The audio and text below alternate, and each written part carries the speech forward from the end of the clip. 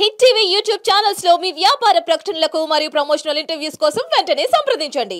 జరిగే కేసులన్నీ కూడా 90% ఒక 498 పెట్టి మగ భర్తలను వేధించడం కానీ ఆర్ఎల్స్ వాడుకొని వదిలేసాడని 493 పెట్టడం కానీ ఇవన్నీ కూడా మగవాళ్ళ పాలేట శాపాలుగా మారాయి. ఏమి చేయకపోయినా కూడా వీళ్ళని ఎక్స్ట్రాడిషన్ చేయడానికి అంటే వాడే సెక్షన్స్గా మారాయి అన్నమాట. తెలిసినంత వరకు వాళ్ళిద్దరికి పెళ్ళి అయిందా అవ్వలేదా? పెళ్ళి అవ్వలేదు. రాజస్థాన్ మీద ఒక కేసు పెట్టింది, ఆయన నన్ను మోసం చేశాడని. ఆయన మస్తాన్ సాయితో ఆల్రెడీ ఉంది, అందుకనే నేను దూరంగా ఉన్నాను చెప్పి నాకేం లేదు అంటది.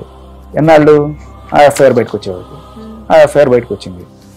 ఇప్పుడు అందరికీ అర్థమైపోతుంది కదా, మస్తాన్ సాయితో ఎఫ్ఐఆర్ ఉన్నాయని వాళ్ళు వీళ్ళు చెప్పక్కర్లా, నువ్వు సాక్షాత్ నీ చేతులతో రాసిచ్చిన ఎఫ్ఐఆర్ ఉంది కదా.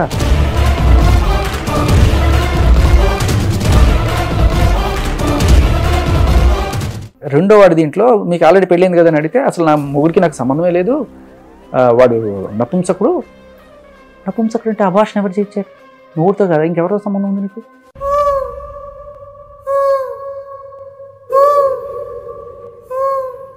ఓకే, ఏం చెప్తుంది? నేను 11 ఏళ్ళ నుంచి రిలేషన్లో ఉన్నానంటుంది. మరి మధ్యలో ఈ రిలేషన్ ఏంటి? ఓకే, సో 1 month నా ఎంబడబడ్డాడు, తర్వాత నేను accepted him and from then we both meet in my home. ఎక్కడ ఇప్పుడు ఏ కుక్కలు అయితే ఉన్నాయి అదే అతను చెప్తున్నాడు, అదే ఈవిడ కూడా రాసింది. వాళ్ళు ఏం చెప్తున్నారు? మీడియా ముందుకు వచ్చి చూపించు, ఈ ట్రై టు కిల్ మీ అంటే sections, rape, attempt murder. Mastan Sai ఈమెను ఫోర్స్ఫుల్లీ రేప్ చేశాడట. మరి అంతకుముందు 6 days వీళ్ళు కలిసి ఉన్నాక అప్పుడు దాకా నాకు ఇష్టం, ఇవాళ నాకు ఇష్టం లేదంటే నువ్వు ఎట్లా చేస్తావు? రాజధాని నీ నేళ్ళుండి ఈరోజు సడన్గా నాకు వద్దన్నాడు. నిన్ను వద్దంటే నువ్వు బలవంతంగా చేస్తే అది రేపే కదా. నాకు రాజధాని కావాలి, నాకు రాజధాని కావాలంటే బాగా రేప్ చేయడమే కదా ఇది. నమస్తే, వెల్కమ్ టు హిట్ టీవీ. నేను శ్వేత. ఈరోజు నాతో పాటు ఉన్న గెస్ట్ నాకు చాలా special and important guest. Because నేను ఈ గెస్ట్ని ఫస్ట్ జెమినీ మ్యూజిక్లో చూశాను. జెమినీ మ్యూజిక్లో ఈయన యాంకరింగ్ చూసి నేను అప్పట్లోనే ఫ్యాన్ అయిపోయాను. బట్ చాలా రోజులు ఎవరు ఈ గెస్ట్ అన్నది నాకు తెలియదు. బట్ తర్వాత బిగ్ ఎఫ్ఎంలో వాయిస్ వింటూ ఫాలో అవుతూ అప్పుడు కూడా ఫ్యాన్ అయ్యాను. బట్ ఆ గెస్ట్ ఈ గెస్ట్ ఒకరే అని తెలీదు. చాలా కాలం తర్వాత ఇద్దరు ఒకళ్ళే అని తెలిసింది. అండ్ ఫైనలీ ఈ మధ్యన అందరినీ నవ్విస్తూ ఉండే ఈయన ఈ మధ్యన ఎక్కువ కాంట్రవర్షియల్గా కనబడుతూ ఉన్నారు. సో ఎందుకు ఇంత కాంట్రవర్షియల్గా మారారు అని చెప్పేసి కాల్ చేయగానే మన స్టూడియోకి వచ్చి ఎందుకు మారానో చెప్తాను అంటున్నారు. ఆయన ఎవరో కాదు, ఆర్జే శేఖర్ భాషా. హాయ్ శేఖర్ భాషా గారు. మాటలో తక్కువ నాకు ఒకటి స్ఫురించింది. ఆగస్ట్ అన్నారు కదా, ఆగస్ట్ మీకు జూలైలోనే ఆగస్ట్ వచ్చింది. Wow, nice nice nice. మీరు జూలైలో ఆగస్ట్ తీసుకొచ్చారనమాట. గెస్ట్ ని ఆగస్ట్ చేశారు. మీరే అన్నారు ఆగస్ట్ అని. అవునా? ఓకే. బట్ అంటే మీలాంటి గొప్ప గొప్ప వాళ్ళకి ఇలాంటి రైమింగ్స్ అన్ని కూడా సెట్ చేయడం కుదురుతుందేమోనండి. అయ్యో. ఎనీవే శేఖర్ భాషా గారు, welcome to hit TV. Thank you Shweta. ఎలా ఉన్నారు? అలాగే ఉన్నారు. అప్పుడెప్పుడో జెమినీ మ్యూజిక్ కొంచెం వెయిట్ తగ్గారా? ఓకే, వెయిట్ తగ్గినా అదే చార్మ్ అంతా మెయింటైన్ చేస్తున్నారు. నిజంగా మీరు ఏదో వచ్చారని చెప్పట్లేదు, సీరియస్ గానే. బట్ ఎలా అండి పాసిబుల్? అంటే మీ జెంట్స్ కి పెద్దగా టెన్షన్స్ టైం ఉండవా ఏంటి మాలాగా? లేదండి, పెద్ద అంటే టెన్షన్ ఎక్కువ తీసుకోండి బేసికల్లీ. ఓకే, గాలి వీస్తే హాయిగా. మిమ్మల్ని చూస్తే గాలెట్ వీస్తే అటే అన్నట్లే కనబడుతున్నారు. వన్స్ మీరు కెమెరా ముందుకు వచ్చి మాట్లాడిన తర్వాత మిమ్మల్ని చూస్తే మాకు కూడా భయం వేస్తుంది. అంటే బేసిక్ గా చాలా సాఫ్ట్ గా, చాలా ఫ్రీగా, చాలా ఫ్రెండ్లీగా ఉండే మీరు ఒక్కొక్కసారి ఏదో అపరిచితుల్లాగా ఏంటి ఈయన శేఖర్ భాషనేనా అన్నట్లు మారిపోతున్నారు. అది ఏంటంటే అండి, రీసెంట్ గా నాకు జరిగిన ఒక ఎపిసోడ్ లైఫ్ లో నిజంగా నేను మీరు చెప్పినట్టు ఆడుతూ పాడుతూ హాయిగా ఉండే నా జీవితంలో ఒక సడన్ కుదుపు. చాలా బాధపడ్డాను, నేను చాలా బాధపడ్డాను, అవమానపడ్డాను, కుంగిపోయాను. ఆత్మహత్య దాకా అనిపించిన టెండెన్సీస్, అంత దారుణంగా అయిందనమాట నా పరిస్థితి. ఎవరికి చెప్పుకోలేక, అంటే మీరు చూసే ఉంటారు నాకు కొన్ని పాత ఎపిసోడ్లు. ఒక అమ్మాయి వల్ల ఇబ్బంది పడ్డాను నేను.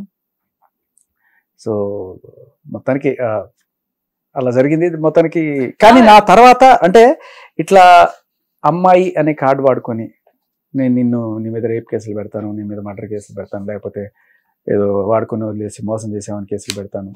బేసికలీ అమ్మాయిలు మీడియా ముందుకు వచ్చి చెప్పినా తెగ హడావుడి చేస్తారు. Viral అబ్బాయి వచ్చి అయిపోతూ చెప్తే పెద్ద ఇది ఉండదు.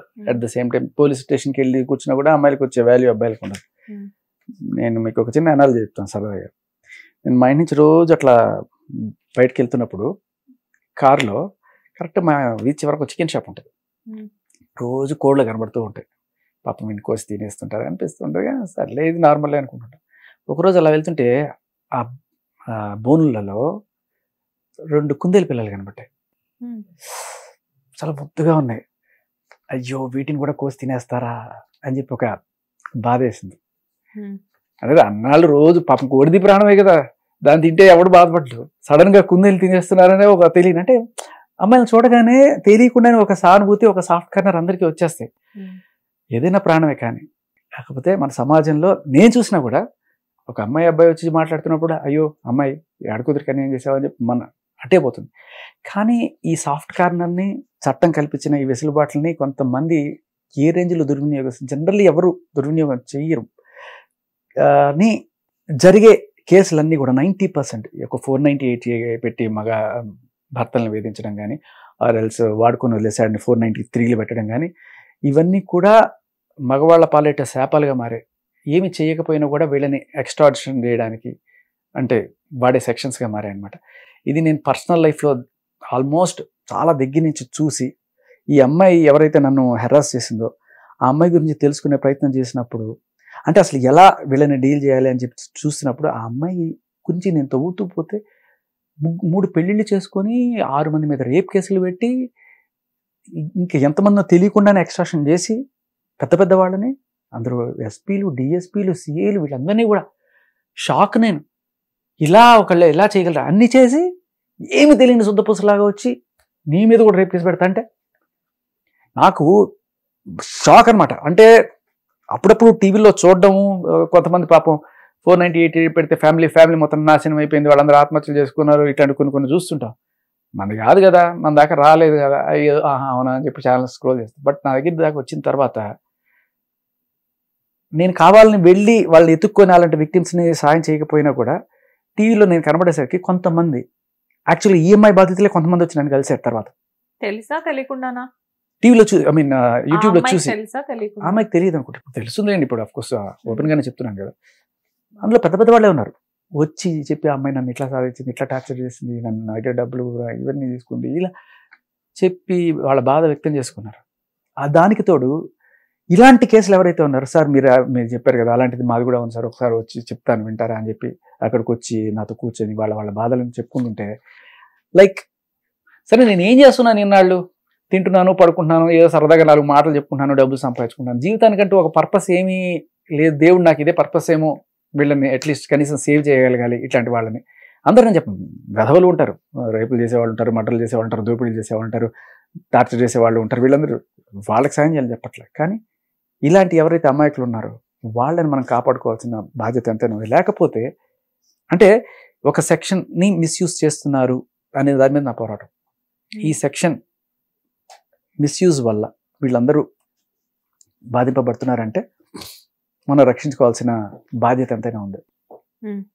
అండ్ అలాగే చట్టాల్లో కూడా మార్పులు తీసుకురావాలనేదే నా పోరాటం. జనరల్ గా మీరు చెప్పిందంతా బాగానే ఉంది, కానీ బట్ ఒక డిఎస్పీని, ఒక అంటే పెద్ద ఎస్పీని, వీళ్ళందరినీ కూడా మీరు ఇంతకు ముందు కూడా నేను విన్నాను మీ ఇంటర్వ్యూస్, ఇంతమందిని చీట్ చేసిన అమ్మాయి ఆరెంజ్ పీపుల్ని చీట్ చేసిందంటే ఆ అమ్మాయి ఎంత కరోడా అన్నది ఆల్రెడీ అర్థమవుతుంది. కానీ మీ దాకా వచ్చేసరికి కొంచెం ఆ అమ్మాయి మీకు ఏదో సంథింగ్ ఎమోషనల్ గా కనెక్ట్ అయింది అని విన్నాను నేను. అది ఎంతవరకు నిజం? అసలు అలా ఏముండదమ్మా.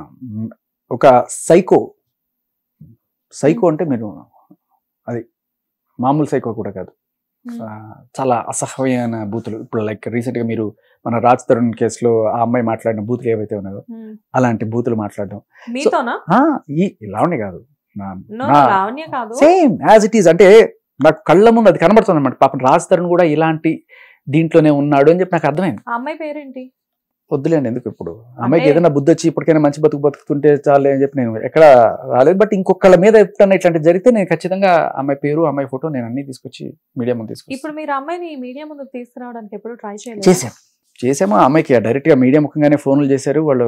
అమ్మని ఈయన చెప్పింది మీరు కౌంటర్ చేయాలనుకుంటే రండి, మీరు వర్షం వినిపించండి అని చెప్పి. ఆ అమ్మాయి రాలా. కాదు అంటే ఇంతమందిని చీట్ చేసిన అమ్మాయిని జనరల్గా మీరు కాకపోతే మీ సర్కిల్లో ఎవరో ఒకళ్ళు అమ్మాయి మీద విరక్తి చెందిపోయి ఉంటారు కదా, అలాంటి వాళ్ళు ఎవరో ఒకళ్ళు అమ్మాయిని అరెస్ట్ చేయించాలని కానీ లేకపోతే అమ్మాయి మీద అగేనిస్ట్గా ఏదైనా యాక్షన్ తీసుకోవాలని కానీ చూస్తారు కదా. చూస్తారమ్మా. కాకపోతే ఏంటంటే ఇప్పుడు నేను వచ్చి బయటికి చెప్తున్నప్పుడు కూడా ఎందుకు పోతావు, మన పరువు పోతుంది, బయట చెప్పొద్దు, ఇలా 90% మంది బయటకు వచ్చి మీడియా ముందు మాట్లాడితే పరువు పోతుంది అనుకునే వాళ్ళే. వీళ్ళందరితో కూడా నేను మాట్లాడాను, కొంతమందితో ఫోన్లో మాట్లాడిచ్చాను షోలో. కానీ వీళ్ళందరూ కూడా బయట కెమెరా ముందుకు వస్తే నా పరువు పోతుంది, అమ్మో నేను తేడా అనుకుంటారేమో. అంటే జనరల్గా అమ్మాయి చెప్పింది నమ్ముతారు కదా, ఏదో ఒకటి చేసే ఉంటావు, నువ్వు అబ్బాయి కదా, నువ్వు ఏదో ఒకటి చేసే ఉంటావు అనే కోణం మన సమాజంలో ఉంటుంది తప్ప జనరల్గా ఇలాంటి వాళ్ళు ఉంటారు అనేది నీకు స్వయాన అనుభవం అయితే తప్ప తెలియదు. కానీ నాకు రాజ్ తరుణ్ జరిగింది చూస్తే క్లియర్ కట్గా ఇట్స్ ఒక సైకోపాత్ బిహేవియర్ అక్కడ కనబడుతుంది మనకి. కాలుతో కొట్టడం, పచ్చి బూతులు తిట్టడం, ఏమన్నా అడిగితే మీడియాలో కోపం వస్తే మనం తిట్టమా అన్నట్టు. మీరు ఆడవాళ్ళే, నేను మిమ్మల్ని అడుగుతున్నాను, మీరు కోపం వస్తే ఇలాగే అంటే మీరు మ్యారీడ్? సో మీ వారికి మీకు ఎప్పుడైనా గొడవలు జరుగుతాయా? బాగా పెద్ద పెద్ద జరుగుతాయా? ఎప్పుడైనా కొట్టుకున్నారా? కొట్టుకోలేదు, తిట్టుకునేదాకా అయితే అయ్యాయి. ఎప్పుడన్నా మీకు ఎంత కోపం వచ్చినా కూడా ఇట్లాంటి బూతులు, అమ్మలక్కలు, అంటే బజారు మనుషులు కూడా సిగ్గుపడే రేంజ్ లో బూతులు మాట. అంటే 10 లేకపోతే 100 మూసీ నదులు ఉన్న డ్రైనేజ్లో ఉన్నంత దారుణమైన ఏమన్నా అంటే నేను డ్రగ్స్లో మత్తులో ఉన్నాను, లేకపోతే అదేంటిది ఆల్కహాల్ మత్తులోనే ఉన్నాను, నన్ను రెచ్చగొట్టారు, అదేదో క్లిప్ రెచ్చగొట్టే రెచ్చిపోతారండి అని చెప్పి. జనరల్గా ఏంటంటే మీరు అన్నట్లుగా ఎవరికైనా కానీ వైఫ్ అండ్ హస్బెండ్ అన్నాక గొడవలు అవ్వని వాళ్ళు ఎవరు ఉండరు. ఓకే, వైఫ్ అండ్ హస్బెండ్ గురించి వదిలేసేసేయండి, ఒక బాయ్ ఫ్రెండ్ గర్ల్ ఫ్రెండ్ తీసుకోండి, గొడవలు అవుతాయి. కాకపోతే ఆ గొడవల పరిమితి ఎంతవరకు అంటే నువ్వు ఎంత అంటే అంత అనుకునేంత వరకే, కానీ అంతకు మించి బూతులు మాట్లాడడం లేకపోతే ఇంకోటి ఎక్కడికి వెళ్ళవు. వన్స్ అలాంటి సిచ్యువేషన్ ఎదురైంది అంటే ఏంటంటే రేపు పొద్దున వాళ్ళు లేచి మొహాలు చూసుకోవాలన్నా కానీ వాళ్ళకు ఒక గిల్ట్ అనేది ఉంటుంది. సో ఏ గొడవ అదేనమ్మా నేను చెప్తాను. ఇప్పుడు నేను మ్యారీడ్, నాకు పిల్లలు ఉన్నారు. బట్ పిల్లలకి పుట్టడానికన్నా ముందు నేను మా ఆవిడ అప్పుడప్పుడు గొడవ పడేవాళ్ళం, కొట్టుకున్నాం కూడా. సో అలా అని ఆవిడ బజార్కి ఎక్కేసి నా మీద కేసులు పెట్టేసి లేదు ఆవిడే కొట్టింది. సో కొన్నిసార్లు జరుగుతుంటాయి, మేబీ మన స్ట్రెస్లో ఉన్నప్పుడు లేకపోతే వాళ్ళ స్ట్రెస్లో ఉన్నప్పుడు తెలియక ఒక మాట అనో ఇలాంటివి జరుగుతుంటాయి. But that doesn't mean like మనం బజార్కి వెళ్ళి వాళ్ళని రోడ్డుకి ఈడ్చి వాళ్ళని ఇచ్చేసి వాడి పరువు తీసి ఏంటండి అది నిజమే. I love my wife, I respect my wife. తర్వాత పిల్లలు పుట్టిన తర్వాత అసలు ఏ రోజు కూడా ఆవిడ ఏది చెప్తే తూచే తప్పకుండా నేను చేయడం తప్ప, ఆవిడ తిడితే పడతా, కొడితే పడతా, ఆవిడ ఏమంటా చేస్తా, ఆవిడ కోసం అన్ని చేస్తాను. సరదాగా అంటే ఊరికే జస్ట్ ఇట్లా అదే అంటున్నాను. ఇప్పుడు గట్టిగా కొట్టినా కూడా పర్లేదండి, అలా నేనేమి దాని గురించి అదే అంటున్నారు. వైఫ్ వాల్యూ నిజంగా పిల్లలు పుట్టిన తర్వాత నాకు 10 ఆవిడ ఏమైనా చేయనండి నేను ఎత్తినే పెట్టుకుంటా. కానీ గొడవ జరుగుతాయి ఇప్పుడు కూడా. ఎలా? పిల్లల గురించి. దాన్ని ఎందుకు బలవంతంగా పొద్దునే లేపి బలవంతంగా పలుదాం స్కూల్కి పంపించేస్తుంటే నా మండిపోతుంటుంది. అట్లాంటి విషయాల్లో గొడవ పడుతుంది. ఇట్లా ఉండాలి గొడవలు అంటే తప్ప ఆ పిల్లని నువ్వు బలవంతంగా కుక్కేస్తున్నావు, పాపం దాన్ని వదిలే అది ఏడుస్తున్నా అని వస్తే నేను పట్టుకుంటా. సో ఇట్లాగా మంచి కోసం గొడవ పడ్డాం కాకుండా వాళ్ళతో నువ్వు సంబంధం పెట్టుకున్నావు, వీళ్ళతో నువ్వు సంబంధం పెట్టుకున్నావు అని చెప్పి అది కూడా ఓకే. బజారుకి ఇచ్చి మనిషి పరువు తీసి నేను భార్యని నాకు నువ్వు కావాలి అన్న ఏంటి, ఏ రకమైన న్యాయం అది చెప్పండి. ఎస్, ఈ విషయాలని ఒక 1 minute పక్కన పెట్టేసేసి అసలు మనం మన గురించి మాట్లాడుకుందాం. యాక్చువల్గా శేఖర్ భాషా గారు ఫస్ట్ అసలు శేఖర్ భాషా అనే పర్సన్ ఇప్పుడంటే ఇంత సెన్సిటివ్గా ఉన్నారు, కానీ బిగినింగ్లో ఏంటంటే నాకు తెలిసిన శేఖర్ భాషా చాలా కామెడీగా నవ్విస్తూ ఇప్పుడు కూడా అంతే. నేనేం ఇదేం లేదు, ఎప్పుడైనా ఇలాంటివి సామాజిక స్పృహ సాటి మనిషికి అన్యాయం జరుగుతోంది అని తెలిసిన తర్వాత అది కూడా నా దాకా వచ్చి నన్ను హెల్ప్ అడిగితే నేను చెయ్యకుండా ఎప్పుడైనా ఈ విషయంలో మాత్రం నేను ఎప్పుడు కూడా ఎవరైనా సరే మావిడ నన్ను ఇప్పటికీ తిడుతుంటుంది. ఎవరైనా వచ్చి డబ్బులు అడిగితే నా దగ్గర ఉంటే ఇచ్చేస్తాను. అందుకే నీ దగ్గర పైసా కూడా పెట్టుకోక మొత్తం తీసి ఇచ్చేసి తర్వాత నేను డబ్బులు లేక ఇబ్బంది కూడా పడ్డ సిచ్యువేషన్స్ ఉంటాయి అనమాట. కానీ ఉండి నేను లేదని చెప్పలేను. సరే నా గొప్పతనాలు ఎందుకు కానీ మీరు అడగండి. మా కెమెరామెన్స్ వెళ్ళేటప్పుడు ఏమన్నా హెల్ప్ అడిగితే చేసేసి వెళ్తారు కానీ ఈ పాయింట్ నేను నోట్ చేస్తున్నా. ఎనీవేస్, అసలు ఆర్జే శేఖర్ భాష ఎక్కడ పుట్టారు? మా మదర్ వాళ్ళది కాకినాడ, మా నాన్న వాళ్ళది ఖమ్మం. సో కాకినాడ ఖమ్మం. గోదావరి కట్టుపక్క, గోదావరికి ఇటుపక్క. అదే కదా. ఆంధ్ర తెలంగాణ. నేను పుట్టింది అక్కడ కాకినాడ. మా అమ్మ వాళ్ళ ఫస్ట్ క్యాంప్కి అక్కడికి వెళ్తారు కాబట్టి అక్కడ.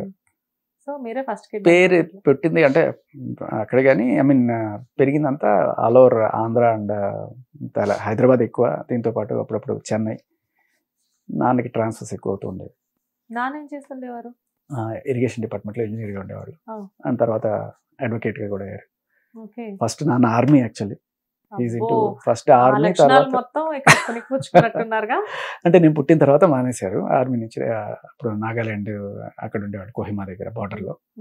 అక్కడ ఇంజనీర్, ఆర్మీలోనే ఇంజనీర్. తర్వాత అక్కడి నుంచి వచ్చేసి ఇక్కడ ఇంజనీర్గా చేశారు. అండ్ ఆయన ఆల్మోస్ట్ చీఫ్ ఇంజనీర్ దాకా వచ్చారు. తర్వాత right now is doing advocate.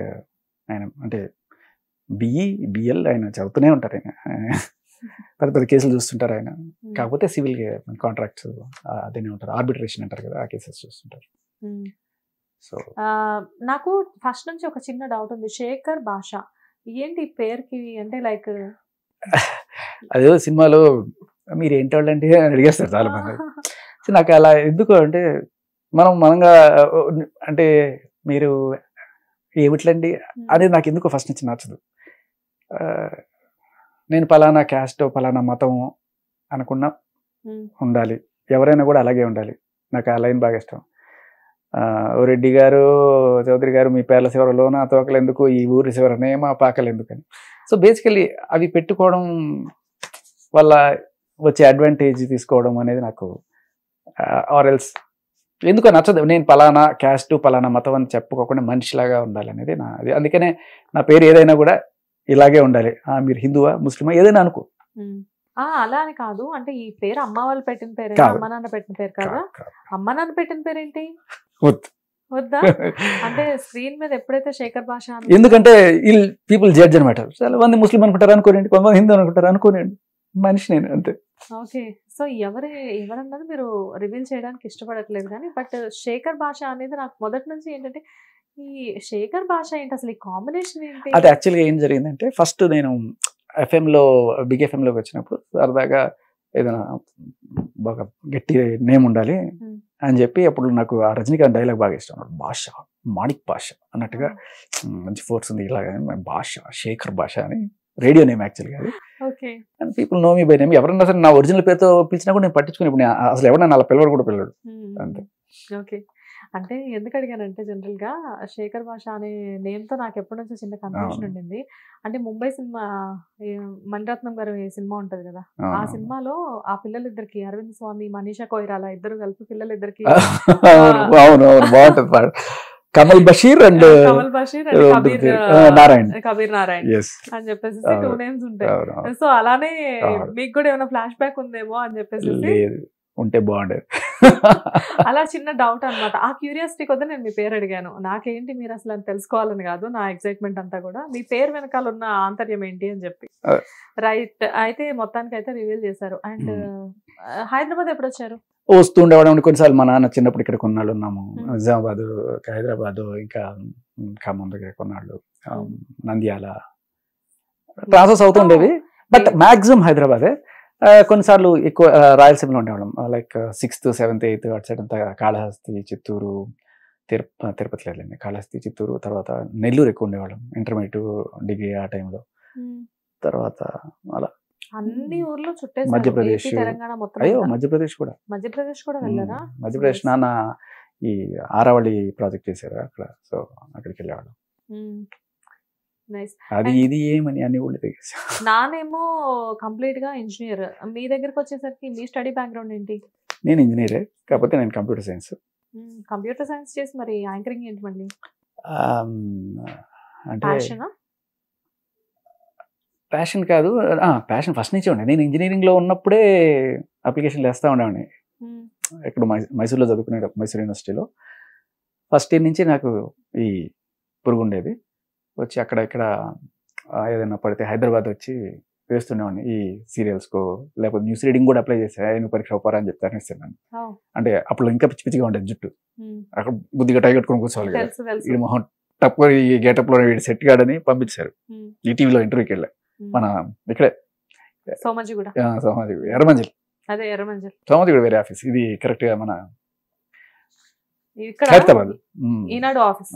అప్పుడు న్యూస్ రీడింగ్ ఇంటర్వ్యూలు జరిగినప్పుడు వెళ్ళా, చేసి చక్కగా చదివే అంతా బాగుంది కదా, డిక్షన్ అంతా బాగుంది, కానీ సెట్ అవ్వాలి look, news reader proper look. మీకు ఎప్పుడు అనిపించలేదా హెయిర్ స్టైల్ మార్చుకోవాలి అని? నేను అసలు దూకునండి, ఏది ఉంటే అది అలా వచ్చేస్తానంటే. ఓకే. కొంతమంది ట్రై చేశారు నన్ను, కానీ నాకెందుకో ఎవరో వేరే వాళ్ళని చూస్తుంటే అనిపించి ఇట్లా అనుకోవడం వచ్చేయడం అంతే. అదే అదే అంటే దీన్నే మెస్సీ లుక్ అంటారు కదా ఇప్పుడు ప్రెసెంట్ ఇప్పుడు ట్రెండింగ్ బాగా. మనం ఇప్పుడు రీసెంట్ గా సిద్ధు జొన్నల్ గడ్డ వీళ్ళందరూ దీన్నే మెస్సీ లుక్ అని చెప్పి చేస్తా ఉన్నారు. ఆయనకన్నా ముందే నేను మెయింటైన్ చేసిన ఇది. మీరు సీనియర్ అదే అదే, మీరు చాలా సీనియర్. జెమ్నీలో Vennela program, Ankitham program and morning coffee program భలే ఉండేది యాంకరింగ్ మీది. అంటే ఫన్నీగా ఎవరైనా క్వశ్చన్ అడిగితే నాకు బాగా గుర్తు, ఆల్మోస్ట్ ఇది జరిగి ఒక 15 years అవుతుందేమో.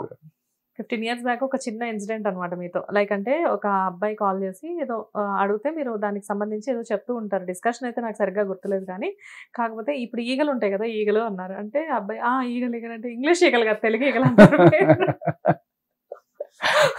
అంటే మీరు ఈగల గురించి ఎక్స్ప్లెయిన్ చేయడం, ఇంగ్లీష్ ఈగలు తెలుగు ఈగలు, ఇదే ఇంగ్లీష్ ఈగలు తెలుగు ఈగల గురించి నా ఇంటర్వ్యూస్ లో నేను చాలా సార్లు అయ్యో అయితే మీరు రోజు నా షో మీకు బోల్డ్ వస్తాయి, వింటాను. నిన్నే ఒకటి చెప్పాను నేను, భారతీయుడు కల్కి 2 వచ్చినాయి కదా, సో మీరు కంగారు పడి కల్కి టికెట్లు తీసుకోకండి, భారతీయ టికెట్లు తీసుకున్నారు, అది కూడా ఇవాళకి తీసుకోకండి, రేపటి తీసుకుంటే 2 సినిమాలు ఒకటే టికెట్ మీద వస్తాయి మీకు అని. ఎలా? ఓ కల్కి భారతీయుడు టికెట్స్ అయినా, ఓ కల్కి టికెట్స్ ఆజ్కి కల్కి భారతీయుడు అన్నప్పుడు కల్కి భారతీయుడు 2 వచ్చినాయి. ఇలాంటి భారతీయుడు టికెట్స్ తీసుకున్న వాళ్ళకి కల్కి కూడా ఏమన్నా చూపిస్తున్నారా ఏంటా అని చెప్పి డౌట్ వచ్చింది నాకు. ఇంకోటి కూడా చెప్పేట్లా, జాగ్రత్త అండి, ఈ జూలై 12th ఎవరికి మంది దొరకదు, ముందే తెచ్చి పెట్టుకోండి కావాలనుకున్న వాళ్ళని. ఎందుకు దొరకదు? భారతీయుడు.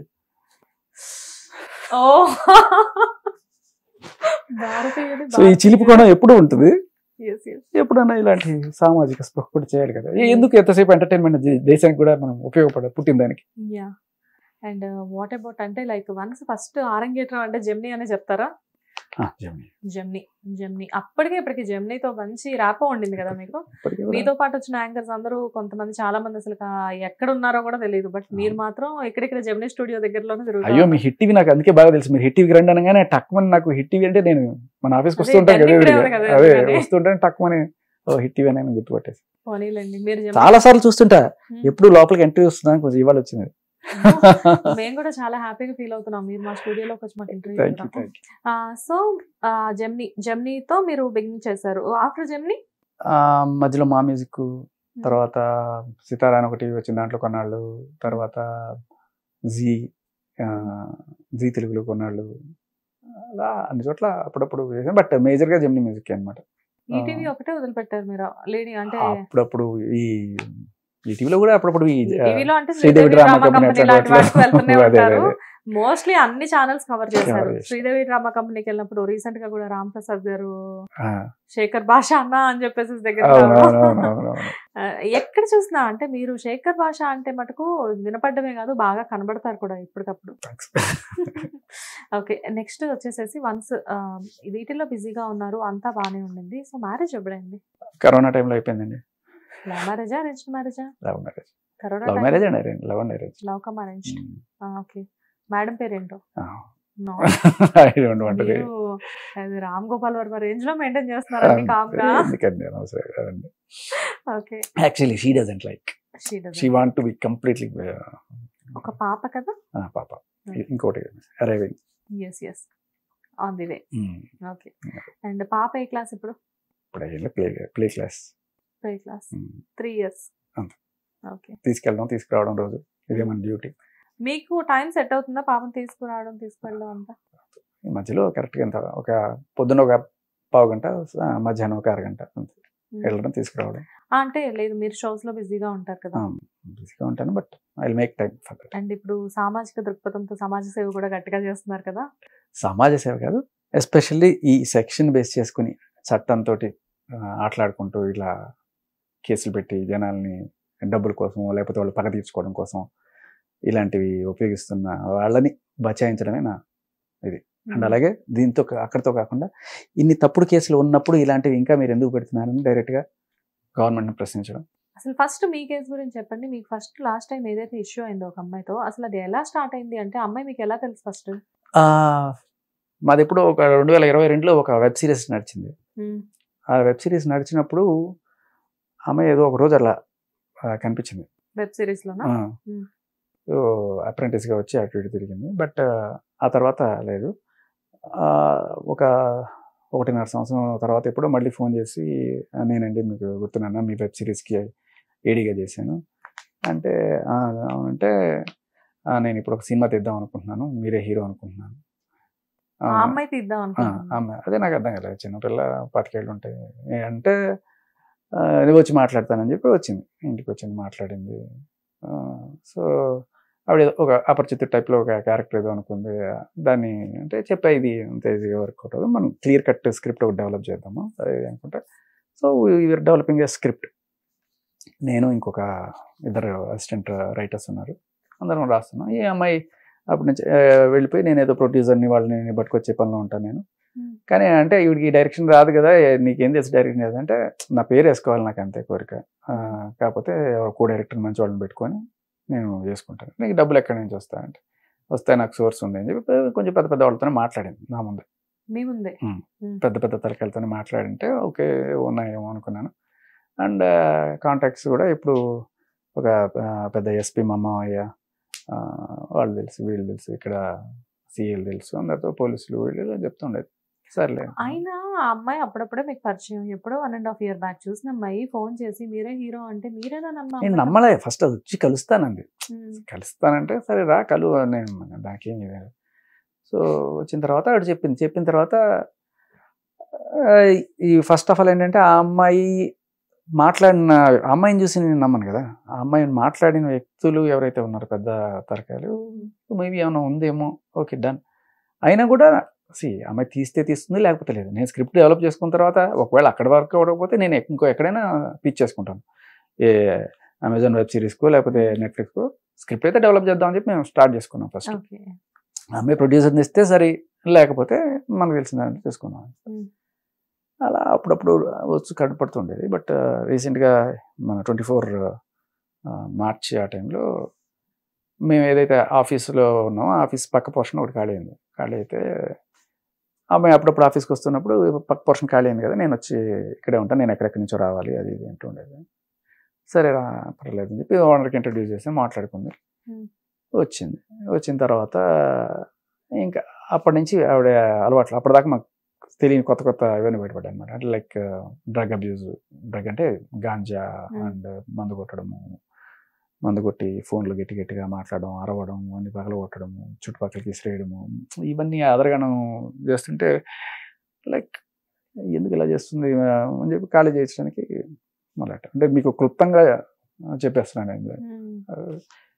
మధ్యలో నన్ను ల్యూర్ చేయడము, నన్ను లవ్ చేస్తున్నానని చెప్పడము, కాదంటే సూసైడ్ చేసుకుంటా అని చెప్పడము, సూసైడ్ చేసుకోవడానికి అటెంప్ట్ చేయడము, తర్వాత నేను ఆవిడని సేవ్ చేయడము, ఆ సాఫ్ట్ కార్నర్తో ఆవిడ మళ్ళీ మా ఇంట్లో నువ్వు నన్ను వీళ్ళు చూసుకోకపోతే నేను మీ ఇంటికి వచ్చి గొడవ చేస్తాను అని చెప్పి మా ఇంటికి వచ్చి ఆల్మోస్ట్ రచ్చ చేయకపోతే నేను వద్దమ్మా అని చెప్పి నేను అక్కడికి వెళ్తే ఇంకా దొరికాడు వీడు అని చెప్పి నన్ను ఆడుకోవడం. ఒక రకంగా చెప్పాలి అంటే నేను వెంటనే పోలీసు నాకు తెలిసిన వాళ్ళకి ఫోన్ చేసి ఇట్లా జరుగుతుంది. ప్రాసెస్ అంతా అంటే ఎన్ని రోజులు జరిగింది మీ ఇద్దరు? వారం 15 రోజులు మొత్తం. అంతేనా? అయ్యో అంతేనే కదండి, ఆ వారం రోజులు నేను పడ్డ నరకం మామూలుగా కదా. అంటే ఎవరికి చెప్పుకోలేను. ఇప్పుడు అలా కాదు, ఒక్క అమ్మాయి కాల్ ఇప్పుడు మా ఆవిడకి చెప్పి ఆవిడ ప్రెగ్నెంట్, ఆవిడ నేను అనవసరంగా టెన్షన్ పెట్టలేను, మా నాన్న వాళ్ళు పెద్దవాళ్ళు, వాళ్ళని టెన్షన్ పెట్టలేను, ఎవరికి చెప్పుకోలేను. ఏం చేయాలి ఇప్పుడు? ఇది వచ్చేది ఉన్నది లేదు. ఇప్పుడు అమ్మాయి వచ్చి రచ్చ చేస్తే నమ్ముతారు కదా. ఇప్పుడు ఇంతమంది మీడియా ఈ అమ్మాయి వచ్చి రచ్చ చేస్తే నమ్మేస్తున్నారు కదా. నిజం ఏంటనేది ఇది నిజం. బట్ మీ విషయంలో వచ్చేసరికి మీరు జనరల్గా ఏంటంటే స్టేబుల్గానే ఉంటారు, అంతా బాగానే ఉంటుంది. కానీ ఒక అమ్మాయి వచ్చేసేసి మీ ప్రమేయం లేకుండా మీ లైఫ్లోకి, ఇప్పుడు మ్యారేజ్ అయిన తర్వాత కూడా చాలామంది ఏదో ఒక చిన్న క్రష్ ఉండి కొద్ది రోజులు లివింగ్లో ఉండి తర్వాత ఎవరి పని వాళ్ళు చూసుకునే వాళ్ళని ఈ మధ్యన చూస్తున్నాము. కానీ ఇక్కడ మీకు ఇష్టం లేదు, ఆ అమ్మాయి అంతటా అమ్మాయి మీ దగ్గరికి రావడం జరిగింది. వచ్చి మీకు ఒక విషయం చెప్తాను. అంటే మందు, సిగరెట్, కాఫీ, కనీసం నాన్ వెజ్, ఎగ్ వేస్తారని కేకు ఏవి తిన్నాను. ఎర్త్ మీద ఏదైనా ప్యూరెస్ట్ బ్లడ్ ఉందంటే అది నాదే. అలా నాకు బేసికలీ పబ్బులు కానీ మందు కొట్టడం నాకు పరమ చిరాకు. I can't gel with them actually. సరే ఎప్పుడన్నా ఫ్రెండ్స్ బలవంతం పిలిస్తే నేను కూడా చాలా కష్టంగానే ఉంటాను తప్ప ఇది ఉండదు. అలాంటిది ఎప్పుడైతే ఆ అమ్మాయి మందు కొట్టి నానా టార్చర్ అన్నట్టు లిటరలీ నన్ను రేపుడు అన్నట్టు చెప్పచ్చు, అంత దారుణం. సో ఆశపడడానికి కూడా లేదు నాకు బేసికల్లీ. నాకు అంత చిరాగ్గా ఉండేది. మనకు నచ్చని ఒక అసహ్యమైన వ్యక్తి మన మీద చేయడం and at the same time ఒప్పుకోకపోతే ఇంటికి వచ్చి రచ్చ చేస్తానన్నది లైక్ అంటే ఎవరికి చెప్పినా అంటే నేను అడిగా లిటరలీ అడిగితే అమ్మాయిని అబ్బాయి రేప్ చేశాడంటే కేసు ఉంటుంది కానీ అమ్మాయి ఇట్లా నీ మీద చేసినంటే కేసు ఉండదు శేఖర్. నువ్వు ఫస్ట్ ఏం చేస్తావు అంటే ప్రాపర్ ఎవిడెన్స్ కలెక్ట్ చేసి పెట్టుకొని తర్వాత ఏం చేయాలి నేను చెప్తానని చెప్పి నాకు తెలిసిన ఆఫీసర్ ఒక ఆయన చెప్పారు. చెప్పిన తర్వాత నేను ఇంకా కొంచెం మంచిగా నటించి అసలు ఏంటి ఈ అమ్మాయి పుట్టుపూర్వతాలు మాట్లాడుకుంటూ వస్తే నాకు అప్పుడు తెలిసిన ఏంటంటే ఈ అమ్మాయికి ఆల్రెడీ 3 పెళ్ళిళ్ళు, 6 రేప్ కేసులు, ఇవి కాకుండా అనఫిషియల్గా ఎంతోమందిని బ్లాక్మెయిల్ చేయడాలు, డబ్బులు గుంజడాలు, ఈ సూసైడ్ అటెంప్ట్లు మామూలు కాదు. వాళ్ళ నాన్న దగ్గర నుంచి అందరి దగ్గర సూసైడ్ అటెంప్ట్ చేతిలో కోసుకుని ఉంటాయి, డ్రగ్ వాళ్ళు కోసుకుందో లేకపోతే. సో ఎన్ని తెలిసిన తర్వాత ఒక్కసారి దిమ్మ తిరిగి బొమ్మ కనబడింది. అవన్నిటికి మించి సైకో బిహేవియర్. మీకు కొన్ని రికార్డ్స్ వినిపిస్తే మీకు భయం వేస్తుంది, ఆ రేంజ్ లో ఉంటాయి అనమాట. నాకు తనకి అది కాదు అసలు, మీకు ఆఫ్లైన్ వినిపిస్తాను అసలు. ఇప్పుడు దీంట్లో మీరు ఉంది కదా ఈ లావణ్య కేసులో ఆ టైప్ లో ఉంటాయి అరుపులు. అంటే ఇవి చచ్చినట్టు. అంటే ఆయన చెప్పిన తర్వాత కనీసం ఏంటి ఈ అమ్మాయి తెలుసుకొని ఈ అమ్మాయి పేరెంట్స్ అడ్రస్లు వాళ్ళు వీళ్ళు గ్యాదర్ చేసుకుని కొంచెం ఎంత తిట్టినా ఏం చేసినా కొన్నాళ్ళు భరించాను. ఆ కొన్నాళ్ళు అంటే ఒక వారం రోజులు నిజంగా నరకం అనిపించాను నేను. ఎప్పుడైతే మొత్తం నాకు ఇన్ఫర్మేషన్ గ్యాదర్ చేసి సఫిషియెంట్ అనిపించిందో అప్పటికీ కూడా నేను ఏమైనా పోలీసులకి పట్టించడం కాకుండా వాళ్ళ ఇంట్లో వాళ్ళకి, అంటే పోలీసులు పట్టించినా కూడా ఏమున్నాయండి లేడీస్ మీద ఏం కేసులు పెడతామండి అది అంటారు. ఇంకా సరే వాళ్ళ ఇంటికే అప్పు చెప్దామని చెప్పి తీసుకెళ్ళి ఆ మాట ఈ మాట చెప్పి వాళ్ళ ఊరే తీసుకెళ్ళి ఇస్తే అప్పుడు నాకు తెలిసింది ఏంటంటే అక్కడ పోలీస్ స్టేషన్లో ఇవి ఇట్లా అండి కొంచెం సైకోటిక్గా బిహేవ్ చేస్తే వాళ్ళ నాన్న వాళ్ళకి అప్పగించండి, వాళ్ళ రికార్డులన్నీ ఇంపించి చూపించి మొత్తం చూసి ఇట్లా నన్ను బ్లాక్మెయిల్ చేస్తుంది, పిల్లల్ని చంపేస్తా, నీ పిల్లల్ని చంపేస్తా, చేతపడి చెప్పిస్తా, ఇంకా నానా రకాల మాట. ఇవన్నీ ఆల్రెడీ ఆవిడ ఇంతకుముందు సేమ్ ఇదే మోడస్ ఆఫ్ ఆపరెండి తోటి ఒక ఎస్పీని ఇచ్చేసింది. కాదు మీతో ఏదో మొత్తానికి అమ్మాయికి ఏదో దాన్ని ఓవర్ అంటే క్రష్ అనుకోవాలో లేకపోతే అదే I love you you must love మీ అన్నట్టు అలాగే ఉంది. అంటే ఇదోకే, బట్ ఇంట్లో ఫ్యామిలీ ఏం చేశారు పాపం? లేకపోతే ఇప్పుడు ఎవరు అమ్మాయి నేనెవరు, ఎక్కడో అన్నవరం నుంచి ఆవిడ ఆల్మోస్ట్ ఎత్తుకొని ఇక్కడ రావడం ఏంటి, నన్ను వచ్చి నాకు సినిమా తీస్తామని చెప్పడం ఏంటి, దరిద్రం కాకపోతే. మీ లైఫ్ లో ఈ వర్స్ట్ పీరియడ్ ఎంతకాలం? అంతే 10-15 రోజులు తర్వాత నేను ఇంకా ఓపెన్ అయిపోయాను. ఇది డైరెక్ట్ పోలీస్ కంప్లైంట్ ఇచ్చేసాను. అప్పటికి కూడా మంచిగా వాళ్ళ ఇంట్లో అప్పచెప్దామని వెళ్ళి అక్కడ చేస్తే వాళ్ళ నాన్న వాళ్ళు నాకు ఇంకా అంటే ఇట్లా మెంటల్గా బిహేవ్ చేస్తానని ఇక్కడ తీసుకొచ్చాను, వచ్చి తీసుకెళ్ళండి అంటే మాకు సంబంధం లేదు. ఆల్రెడీ ఇవన్నీ పడున్నారు, చూస్తున్నారు. ఆవిడ ఎన్నోసార్లు వాళ్ళ నాన్నని కూడా కోసుకుంటాను బెదిరించి ఆత్మహత్యలు చేసుకోవడం. మీరు అంటే ఆ అమ్మాయి ఎక్కడికి వెళ్ళాలంటే అక్కడికి పంపించండి ఆ అమ్మాయిని, ఆ అమ్మాయి మాకు సంబంధం లేదు, మేము రాము. వాళ్ళ తమ్ముడు అయితే ఏకంగా ఆ అమ్మాయిని తీసుకెళ్ళి మెంటల్ హాస్పిటల్లో చేర్పించేయండి, మీరే మంచి మెంటల్ హాస్పిటల్లో చేర్పించేయండి మా అక్కని అన్నాడు. కాదు అంటే ఆ అమ్మాయిది యాక్చువల్గా మెంటల్ గానే అమ్మాయి బాగా డిస్టర్బ్డా? అంటే ఇంతమందిని చీట్ చేసింది కూడా ఆ మెంటల్ డిస్టర్బెన్స్ వల్లే? అదే అంటున్నది. దాని ఏమంటారంటే ఆవిడ తీసుకొచ్చిన సబ్జెక్టే అది, నాకు తెలియదు ఫస్ట్. అపరిచిత టైప్ లో వీడు పొద్దున ఒక రకంగా రాత్రి ఒక రకంగా ఉంటుంటాడు. చాలా మంచిగా కనిపిస్తారు. ఇప్పుడు ఈవిడుంది లావణ్య గారు, ఆవిడ మీడియా ముందు చాలా ఇది కాదండి ఇది కాదని అన్నాడు. అలాంటి ఆవిడ ఇలా అరిచిందని చెప్పాను ఎవరన్నా అనుకోగలం? ఎవరికి తెలియదు. అంతే ఈవిడ కూడా అంతే. బయట తగ్గడు గురుజీ మీరు మంచి అదిగా గురుజీ, బయట చాలా ఇలాగే ఉంటుంది. గురుజీ అంటే అసలు అందరినీ గురుజీ అంటా ఉంటారు బేసికలీ. అంటే అంటే ఒక్కసారి ఆ రూమ్ లోకి వచ్చిన తర్వాత ఆ వారం రోజుల్లో ఆ చంద్రముఖి కాంచన నాకు అన్ని సినిమాలు ఒకటేసారి కనబడ్డాయి తప్ప అప్పటిదాకా ఏ రోజు నాకు డౌట్ రాలేదు, చక్కగానే ఉండింది. కాకపోతే అప్పట్లో ఏంటంటే వేరే వాళ్ళ మీద వర్కౌట్ చేస్తూ ఉండింది ఆవిడ. ఆ ఎస్పీ మీద కేసులు పెట్టడము, ఇది ఇట్లా ఇప్పుడు దొంగ కేసులు పెడుతున్నారు చూసారా, అలా ఆయన మీద కేసు కానీ పెట్టడం. అమ్మాయి గ్రేట్ అండి, వాళ్ళ ఆయన మీద పోలీసులతోటే పెట్టుకుంది.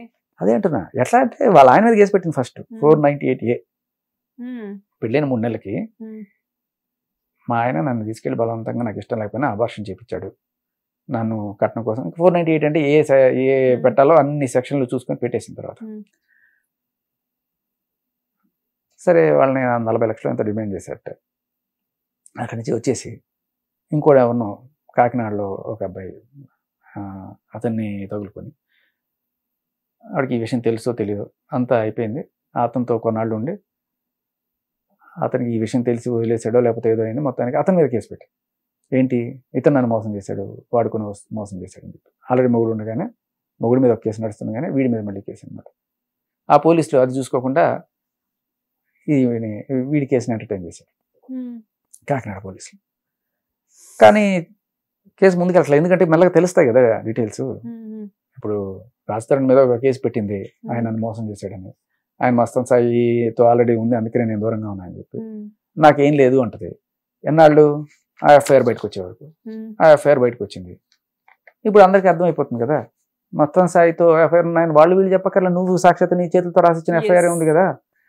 సో అలా ఆ అమ్మాయి అక్కడ రాసిచ్చిన ఎఫ్ఐఆర్ దొరికింది. సో వెంటనే పోలీసులు అంత ఇది సీరియస్గా తీసుకోరా నేను ఆత్మహత్య చేసుకున్నాను. సేమ్ మూఢస్వభావం ఇవాళ అయితే. అంటే పోలీస్ మీద ప్రెషర్ పెట్టడం. ఇప్పుడు కేసు పెట్టావు, పూర్వపరాలు పరిశీలించి 2-3 రోజులు లేకపోతే ఒక వారం రోజులు పడుతుంది, పోలీసులు టైం పడుతుంది కదా, వాళ్ళ పని వాళ్ళని చేయనివ్వాలి కదా. ఈ లోపల మీడియాతో ఇంటర్వ్యూలు ఇచ్చేసి ప్రెషర్ పెట్టేసి లేకపోతే ఆత్మహత్య చేసేసుకుంటాను, నాకు న్యాయం జరగట్లేదు అంటే, నువ్వు పెట్టి 2 రోజులు అప్పుడే ఆత్మహత్య చేసుకుంటానంటే నిరాహార దీక్ష చేస్తాను. దిస్ ఈజ్ ఆల్ పోలీసుల్ని ప్రెషర్ పెట్టి బలవంతంగా చేయించుకోవడం.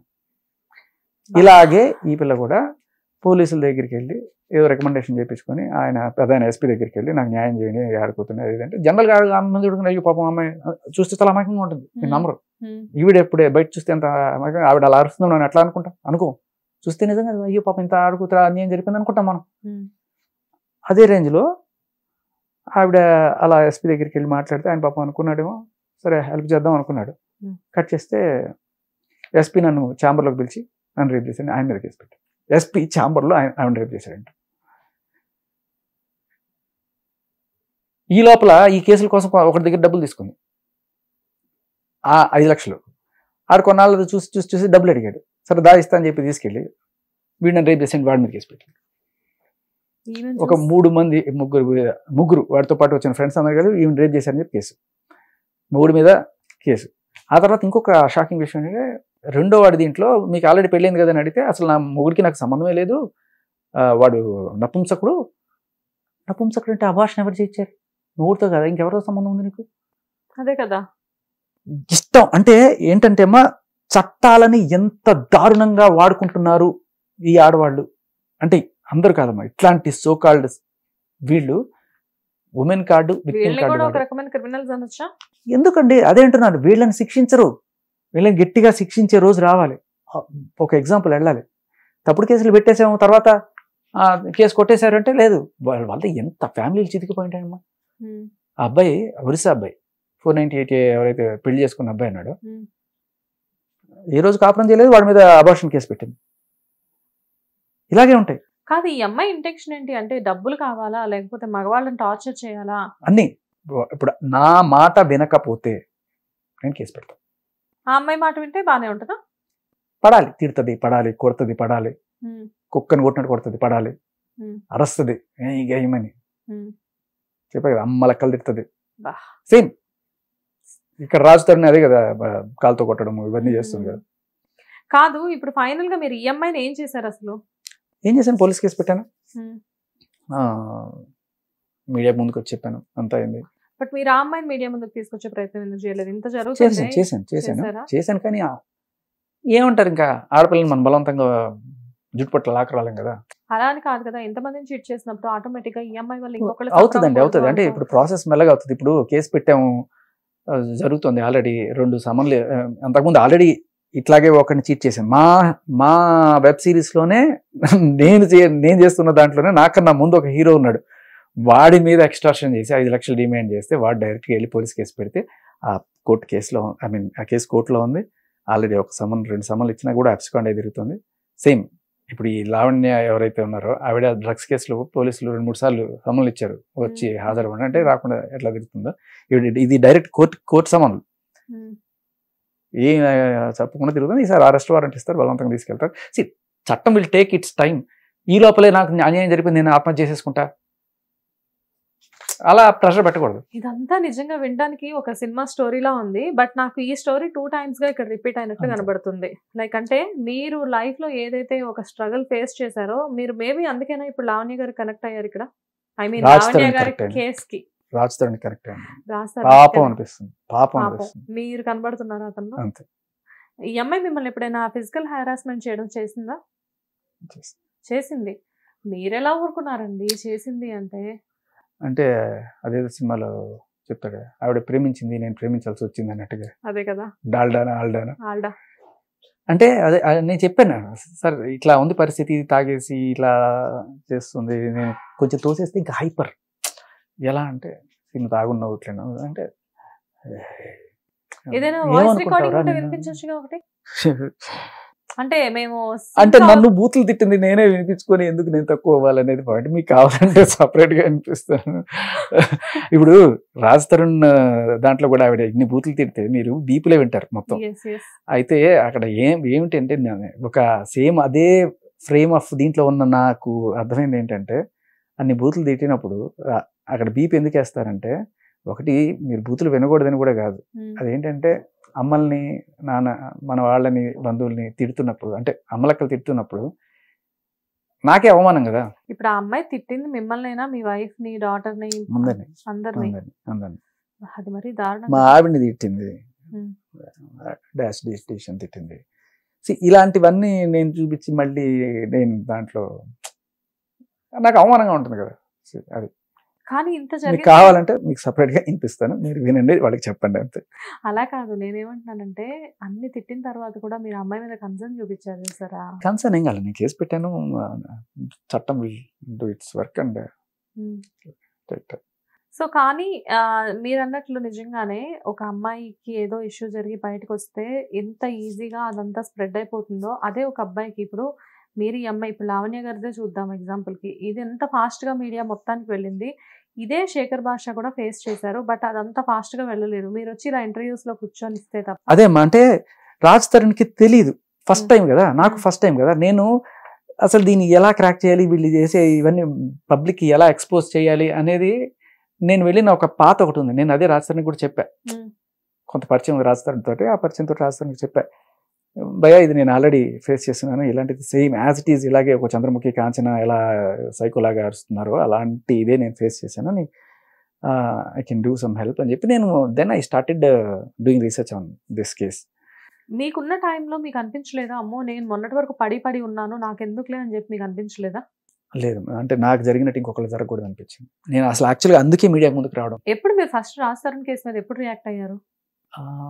అది చూసిన రోజే నేను యాక్చువల్గా, అది ఎవరో తక్కువ మీడియాలో న్యూస్ వస్తుంది, ఈ ఫ్రైడేకి ఎగ్జాక్ట్లీ 15 days అవుతుంది, మీడియాలో న్యూస్ వచ్చింది ఫస్ట్, బట్ తర్వాత ఎప్పుడైతే ఆడియో లీక్ అయిందో నేను జస్ట్ సేమ్ సిమిలర్ ఆడియో కదా అని చెప్పి అనిపించింది.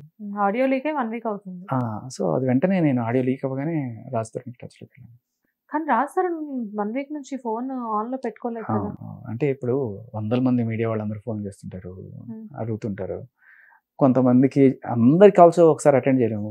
ఎలా అవుతుందంటే మన మీడియాలో కొంతమంది కాల్స్ అటెండ్ చేస్తాము, మిగతా వాళ్ళకి అటెండ్ చేయకపోతే వాళ్ళకి కోపాలు వస్తాయి, ఒక thumbnail పెడతారు పారిపోయిన రాజ్ తరుణ్ ఇదని, ఏదో రకంగా ప్రొవోక్ చేస్తేనే సరే స్టూడియోకి వచ్చి ఇంటర్వ్యూ ఇస్తాడని చెప్పి ఇలాంటివి చేస్తుంటారు. సో ఎందుకంటే నేను లావణ్య గారితో రెగ్యులర్ గా మాట్లాడుతూ ఉంటాను అనమాట, అంటే ఆవిడ ఇష్యూ జరుగుతుంది కాబట్టి. ఆవిడ ఎలా చెప్తున్నారంటే రాజ్ తరుణ్ అబ్స్కాండ్ లో ఉన్నారు, ఇప్పుడు అసలు తను ఎక్కడున్నారో కూడా నాకు తెలియదు అని చెప్పి తను చెప్తున్నారు. అసలు బిగినింగ్ నుంచి మీకు తెలిసినంత వరకు మీకు రాజ్ తరుణ్ గారు ఆల్రెడీ ఎప్పటి నుంచో పరిచయం ఉంది కాబట్టి, అసలు మీకు తెలిసినంత వరకు రాజ్ తరుణ్ గారి క్యారెక్టర్ ఏంటి? భయస్థుడు, వెరీ జెంటిల్మెన్, వెరీ సాఫ్ట్, ఈవిడ చెప్పినట్టు కొట్టడాలు తిట్టడాలు నెవర్, ఇంపాసిబుల్ ఆ మనిషికి. సో చాలా సాఫ్ట్ క్యారెక్టర్.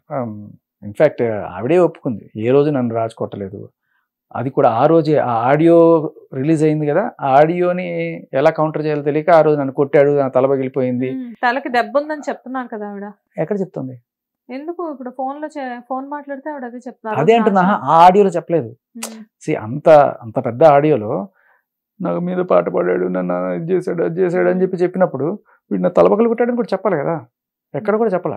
నేను మస్తాన్ తీసుకొచ్చి కొట్టిస్తా, కుమ్మిస్తా, నాగార్జున దగ్గర తీసుకెళ్ళి నీ బండారం చేసి నేను అసలు నీకు సినిమా లేకుండా చేస్తా, నేను అన్నపూర్ణ స్టూడియోస్ వెళ్తున్నాను ఇప్పుడు అని చెప్పేసి మాట్లాడారు. సో అంటే ఈ బెదిరించడం నాకు కూడా సేమ్ అనమాట. రచగేడిస్తా, నిన్ను మీ ఇంటికి వస్తా, మీ అపార్ట్మెంట్ ముందుకు వస్తా, గొడవ చేస్తా, ఇలా అంటే జనరల్లీ ఫస్ట్ టైం ఎవరికైనా ఏమనిపిస్తుంది అంటే ఏం చేయాలి, ఈ సిచ్యువేషన్ డీల్ చేయడం మనకు తెలియదు జీవితంలో ఎప్పుడు, ఫస్ట్ టైం వాళ్ళకైతే. ఇలా లేకపోతే ఇప్పుడు ఏంటంటే తర్వాత ఓపెన్ అయిపోయాం అనుకోండి, ఇది ఎస్టాబ్లిష్ చేసేసాం ఈ అమ్మాయి ఇది అని చెప్పి పబ్లిక్, తర్వాత వస్తే అక్కడే మనం ట్రస్ట్ పర్సన్ కింద మనం యాక్షన్ తీసుకోవచ్చు. అంటే ఇప్పుడు జనరల్గా మీరు చెప్పండి, ఇప్పుడు అమ్మాయిలు అలా బ్లాక్మెయిల్ చేసినప్పుడు ఒక అబ్బాయిగా జనరల్గా ఎలా అనిపిస్తుంది అంటే వీళ్ళకి మన మీద చాలా ఎక్కువ భరించలేని అన్బేరబుల్ లవ్ ఉంది అనిపిస్తుందా, లేకపోతే వాళ్ళని చూసినప్పుడు ఆ సైక్రిక్ బిహేవియర్ కనబడుతుందా? అది అమ్మా, ఎంత లవ్ ఉన్నా భరించలేము. ఆ సైకోయిజము, ఆ కయ్యాళితనం, ఆ అరుపులు ఎప్పుడు ఏ మగాడు భరించలేడు. నీకు ఎంత లవ్ అయినా ఉన్నాయి. అబ్బాయి లవ్ చేయాలి, అమ్మాయి లవ్ చేయకపోయినా కొంత గౌరవం ఉంటే చాలు. అంత నువ్వు లవ్ చేసి ఆ సైకోయిజము, ఆ తిట్లు భరించలేము. అబ్బాయి జనరల్లీ గౌరవమే కోరుకుంటాడు, అమ్మాయి ప్రేమ కోరుకుంటాడు, అబ్బాయి వాల్యూ కోరుకుంటాడు. లైక్ బయటకు వెళ్తే మంచిగా 4 మొగుడిని గౌరవించాలి తప్ప మొగుడిని రచ్చగిచ్చి నువ్వు అట్లా నువ్వు ఇట్లా అనేవాళ్ళు ఏ రకంగా జస్టిఫై చేస్తారు? మీరు చాలా రకాలుగా మాట్లాడుతున్నారు. అంటే లైక్ నేను ఇంతకుముందు వేరే మీడియాలో కూడా మీ ప్రోగ్రామ్స్ చూస్తున్నాను, అంటే మీ ఇంటర్వ్యూస్ చూసాను. లావణ్య గారి గురించి మీరు ఎలా చెప్తున్నారంటే కంప్లీట్గా తన దగ్గర ఉండి తను చూసి తను ఏదో మొత్తం చదివేసినట్లు మీరు మాట్లాడుతున్నారు. బేసిక్గా ఏంటంటే ఒక వాయిస్ రికార్డింగ్తోనే మీరు ఎలా మొత్తం అంతా లావణ్య ఇలాంటిది అని చెప్పి ఎలా చెప్పగలరు? నేనేం చెప్పలేదమ్మా. నేను ఆవిడ మాటల్లో ఆవిడ ఏం చెప్పిందో, ఆవిడ ప్రజెంట్ చేసిన ఆవిడ మాటలనే కోట్ చేస్తున్నాను. అండ్ అలాగే ఆవిడ ఇంతకు ముందు జరిగిన కేసులనే కోట్ చేస్తున్నాను. అది కూడా మీడియాలో వచ్చిన మాటలనే నేను కోట్ చేస్తున్నాను. ఇంకా నేను వేరే ఏమి చెప్పట్లేదు. అలా కాదు కదా, మీరు కంప్లీట్గా ఇప్పుడు ఆవిడ మీడియా ముందుకు వచ్చి ఏం చెప్తున్నారంటే ఆవిడ ఏడుస్తుంది, లేకపోతే ఏంటంటే నాకు రాజ్ కావాలి అంటుంది, ఇంకోటి మల్వి మల్హోత్రా తనతో అఫైర్లో ఉన్నాడు, ఇంకా ఇంతకుముందు హర్యానాతో ఉన్నాడు అని చాలామంది హీరోయిన్స్ నేమ్స్ చెప్తున్నారు ఆవిడ. కాకపోతే ఏంటంటే మీడియాలో కూడా ఒక చిన్న కన్ఫ్యూజన్ ఏముండిందంటే ఆవిడ ఫస్ట్ ఎప్పుడైతే వచ్చారో ఆ రోజున మా ఇద్దరికి మేము 11 years నుంచి లివింగ్లో ఉన్నామని చెప్పారు. ఆఫ్టర్ దట్ ఏంటి అంటే మాకు మ్యారేజ్ అయింది అని చెప్పారు. ఆఫ్టర్ దట్ ఏంటంటే నాకు అబార్షన్ చేయించాడు రాజు అని చెప్పారు. నేను మొన్న ఆవిడ అదే 1 by 1 అడిగితే ఆవిడ ఏమంటున్నారంటే అన్నీ ఒకటేసారి చెప్పడం ఎందుకు అని చెప్పేసి నేను 1 by 1 చెప్తున్నాను అన్నట్లు చెప్పారు ఆవిడ. కాకపోతే ఏంటంటే మీకు తెలిసినంత వరకు వాళ్ళిద్దరికి పెళ్ళి అయిందా అవ్వలేదా? పెళ్ళి అవ్వలేదు. ఆవిడ చెప్పిన మాటలే నేను ఇప్పుడు ఆవిడ చెప్పిన మాటల్లోనే నేను చెప్తాను. రాజు మాటలు అసలు పక్కనే పెడదాం. ఆవిడ ఏం చెప్పింది? గుళ్ళో రాజు తాళి కట్టాడు, ఇది సుప్రీంకోర్టు చట్టం ప్రకారం ఆర్ఎల్స్ రాజ్యాంగం ప్రకారం పెళ్లి కాదు. పెళ్లి అంటే నీకు 2 సాక్షులు ఉండాలి, నువ్వు 7 అడుగుల క్రతువు చేయాలి, ఇవి చేస్తేనే నీది పెళ్లిగా పరిగణిస్తాం, అదర్వైజ్ పెళ్లి కాదు. అది పక్కన పెట్టేసండి. సో కాబట్టి మీరేదో పిల్ల అట్లాగా తాళి కట్టేసాడు పెళ్లి అయిపోయింది అనేది నథింగ్. అలా అని మీరు పెళ్ళానికన్నా ఏమాత్రం తక్కువ కాదు. ఇన్నాళ్ళు కలిసి ఉన్నారు, ఆయన చూసుకున్నారు, ఆయన మిమ్మల్ని చూసుకున్నాడు, you have kids like dogs ఎన్ని ఉన్నాయి, you have a family all together. So కాబట్టి పెళ్ళానికన్నా ఏమి అంటే తాళి కట్టనంత మాత్రాన మీరు పెళ్ళానికన్నా ఏమి తక్కువ కాదు, అలాగే ఉన్నారు ఇన్నాళ్ళు. దట్స్ ఫైన్, అది కూడా నేను కాదను. But once you step out of this relation, Mastan Sai అనేవాడితో మీరు ఉంటున్నప్పుడు బ్రేకప్ అయిపోయి okay, then you don't have any right to claim his mind.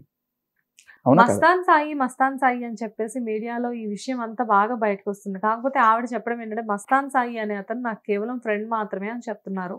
Okay, very good. అందుకే నేను వచ్చాను. ఏంటది? ఇది బాగా మీకు ఇస్తాను కావాలంటే తర్వాత. ఓకే, తర్వాత తీసుకుంటాం. ఏంటవి? మస్తాన్ సాయి మీద ఈవిడ గుంటూరులో ఒక కంప్లైంట్ పెట్టింది. చదువుతాను, మీకు ఏమర్థమని చెప్పండి. ఆవిడ స్వహస్తాలతో రాసి ఇచ్చిన complaint. Okay, it occurred on 31/3/2023, అంటే మార్చ్ 31వ తేదీ లాస్ట్ ఇయర్. అప్పటికి ఈవిడ చెప్తున్న ప్రకారం రాజ్ తరుణ్తో రిలేషన్ లో ఉన్నట్టే కదా? Right. About 6 AM in the morning at Annapurna the royal hotel, room number 222, Lakshmipuram main road, Guntur town. ఇక్కడ జరిగిన ఇన్సిడెంట్ని ఎఫ్ఐఆర్లో కోట్ చేశారు. ఏం జరిగిందయ్యా ఇక్కడ అంటే, లావణ్య మన్నేపల్లి అనే నేను, నా అడ్రస్ ఆన్సో, ఇప్పుడు అడ్రస్ అంతా ఇప్పుడు మీడియం ఉంది, ఆవిడ ఫోన్ నెంబర్ ఇచ్చారు. Stating that she was residing in so on so address. She met a person by name Mastan Rao. Okay, మనం మస్తాన్ సాయి అనుకుంటున్నాం, మస్తాన్ రావ్ అనుకుంటా ఆయన పేరు, Mastan Rao. Through his common friend Unnith Reddy. Unnith Reddy పేరు మీరు ఎప్పుడన్నా విన్నారా? లేదు. ఓకే, నేను చెప్తాను. ఈ ఉన్నిత్ రెడ్డి అనే ఆయన ఈవిడ డ్రగ్స్ కేసులో A1 ముద్దాయి. సో ఈవిడ సొంతంగా ఆవిడ చేత్తోనే రాసిచ్చిన కంప్లైంట్లో ఉన్నిత్ రెడ్డి అనే అతను ఆ ఫ్రెండ్, అతని ద్వారా నేను ఇతన్ని కలిశాను అని రాసిచ్చింది. అయితే ఈ డ్రగ్స్ కేసులో జరిగిన విషయం ఏంటంటే, ఉన్నిత్ రెడ్డి, ఈవిడ, ఇందిర అనే ముగ్గురిని, ఈ ముగ్గురిని పోలీసులు పట్టుకోవడానికి వెళ్ళినప్పుడు వాళ్ళిద్దరూ అబ్స్కాండ్ అయ్యారు, ఉన్నిత్ రెడ్డి అండ్ ఇందిర. ఈవిడ దొరికిపోయింది. ఈవిడ దగ్గర 4 గ్రాముల మెత్త దొరికింది. యాక్చువల్గా ఈవిడ దగ్గర 5 గ్రాములు ఉంటే 1 గ్రామ్ కన్జ్యూమ్ చేశారు. ఓకే, ఇది కూడా ఆవిడ స్వహస్తాలతో కన్ఫెషన్ రిపోర్ట్ మన నార్సింగి పోలీస్ స్టేషన్లో ఉంది. మీకు ఆ కన్ఫెషన్ రిపోర్ట్ కూడా నేను కావాలంటే చదువుతాను, తీసుకోవచ్చు. ఓకే, అది పక్కన పెట్టండి. ఈ ఎఫ్ఐఆర్ దగ్గరికే వద్దాం ఇప్పుడు. ఓకే, డ్రగ్స్ కేసు తర్వాత రాజ్ ఏం చెప్తున్నాడు? ఒకటి డ్రగ్స్ కేసు, ఒకటి ఇది మస్తాన్ సాయితో అక్రమ సంబంధం. సో ఈ ఉన్నిత్ రెడ్డి అనే కామన్ ఫ్రెండ్ ద్వారా మస్తాన్ నాకు పరిచయం అయ్యాడు. And then he followed me for some time, saying he is loving me. Okay, after 1 month I accepted him. Okay, after 1 month already రాస్తూ ఉన్న టైంలోనే కదా ఆవిడే రాసింది. ఇది గుంటూరు పోలీస్ స్టేషన్లో ఒక మాట, హైదరాబాద్ పోలీసులో ఒక మాట. ఎందుకంటే ఆంధ్ర పోలీసులకి ఇచ్చింది తెలంగాణ పోలీసులకు తెలియదు అనుకుంటుందా? ఓకే, ఏం చెప్తుంది? నేను 11 ఏళ్ళ నుంచి రిలేషన్లో ఉన్నానంటుంది. మరి మధ్యలో ఈ రిలేషన్ ఏంటి? ఓకే, సో 1 month నా ఎంబడబడ్డాడు. తర్వాత నేను accepted him. And from then we both meet in my home. ఎక్కడ ఇప్పుడు ఏ కుక్కలు అయితే ఉన్నాయి అదే అతను చెప్తున్నాడు, అదే ఈవిడ కూడా రాసింది. వాళ్ళు ఏం చెప్తున్నారు? మీడియా ముందుకు వచ్చి చూపించు, వచ్చిన ఇది చూపించు, అది చూపించు, నీకు ఓటీపీ వస్తుంది, నీకు తెలియకుండా అతను వస్తాడా లోపలికి అని చెప్పి నిన్నే వాళ్ళ లాయర్ దిలీప్ శంకర్ గారు అన్నారు. అంటే నేను అడిగేది ఏంటంటే, అంతకుముందే ఆవిడ ఒక స్టేట్మెంట్ ఇచ్చింది, ఆయన ఫోను నా ఫోను సింక్లో ఉంటాయండి, ఎప్పుడు ఆయన ట్రాన్సాక్షన్స్ని, ఆయన స్విగ్గీ ట్రాన్సాక్షన్స్ నాకు ఎలా తెలుస్తాయి, లేకపోతే మా ఇద్దరు ఈమెయిల్స్ సింక్లో ఉంటాయి, ఆయన ఓటీపీలు గీటీపీలు అన్నీ నాకు కూడా వస్తుంటాయి. సో అలా నీకు కూడా వస్తుంది ఓటీపీ. దాంట్లో పెద్ద ఆయన ఓటీపీ వచ్చినా రాకపోయినా once you decided to move on and Raj Tarun allowed. Raj Tarun ఏమైనా సరే నేను మూవ్ ఆన్ అయిపోతున్నట్టే సరే పో అనుకున్నాడేమో, ఈ అదరగండ నేను భరించలేక సరే వెళ్తుంది అనుకున్నాడేమో. So for whatever reason ఆవిడ చెప్పింది, ఆవిడ సొంత అక్షరాల్లో ఆవిడ రాసిచ్చిన ఇదేంటంటే, ఈ మస్తాన్ సాయి అనే అతనితోటి నేను మా ఇంట్లో కలిసి ఉన్నాం. అదే రాజ్ తరుణ్ కూడా చెప్తున్నాడు. కలిసి అదే రాజ్ తరుణ్ ఏం చెప్తున్నాడు మీరు గమనించండి. కింద నేను ఉంటాను, పైన మస్తాన్ సాయి ఈఎంఐ అని ఇంకా కొంతమంది ఫ్రెండ్స్ ఉంటుంటారు, వాళ్ళ రచ్చ నేను భరించలేక నేను వదిలేసి వచ్చేసాను అని చెప్పి సరే ఉన్నాను. When she got to Hyderabad, when I got to Hyderabad to this flat in ఆయన ఫ్లాట్కి వెళ్ళిందట. ఎవరు? మస్తాన్ ఫ్లాట్కి. అది యూఫోరియా ఏదో ఫ్లాట్ నెంబర్ వేశారు. అండ్ అక్కడికి వెళ్ళిన తర్వాత తెలిసిందంటే వీడికి he had some affairs with other girls అని చెప్పి. Okay, he records videos of them. అట్లాంటి వీడియోస్ ఎవరు రికార్డ్ చేస్తాడు అది ఏం తెలిసింది. అంతేకాకుండా she also came to knew that he is married. Mastan సాయికి ఆల్రెడీ పెళ్ళయింది అనే విషయం కూడా తెలిసిందట ఆవిడకి. సో అప్పుడు నేను క్వశ్చన్ చేశాను, I questioned him. He accepted that I am married and he apologised. Okay, అయిన తర్వాత అండ్ ఆఫ్టర్ దట్ అయినా కూడా వీళ్ళు ఫ్రెండ్లీగానే ఉన్నారు. ఆఫ్టర్ దట్ బ్రేకప్ అని ఎక్కడ రాయాల. Then he invited her to his sister's marriage. ఇది ఎప్పుడు? 22 మార్చ్ 2023లో వాళ్ళ చెల్లి పెళ్ళి ఉంటే ఇన్వైట్ చేశాడు. So she came to Guntur. ఈవిడ ఇన్వైట్ చేశాడు కదా మస్తాన్ సాయి అని చెప్పి గుంటూరుకి వెళ్ళింది ఆ సిస్టర్ పెళ్ళికి. And stayed in Royal Anupama hotel room number 217. ఆవిడే రాసిచ్చింది. ఓకే, అంటే మస్తాన్ సాయి ఈవిడ ఎన్ని రోజులు, 2-3 రోజులు, వారం రోజులు ఆ రాయల్ హోటల్లో ఉన్నారు, అనుపమ రాయల్ హోటల్లో ఉన్నారు. ఇప్పుడు ఈవిడ చెప్తున్న ఒక మాట, మాల్వి మల్హోత్రాను రాజ్ తరుణ్ పలానా హోటల్లో ఉన్నారని చెప్తాను, చెన్నైలో.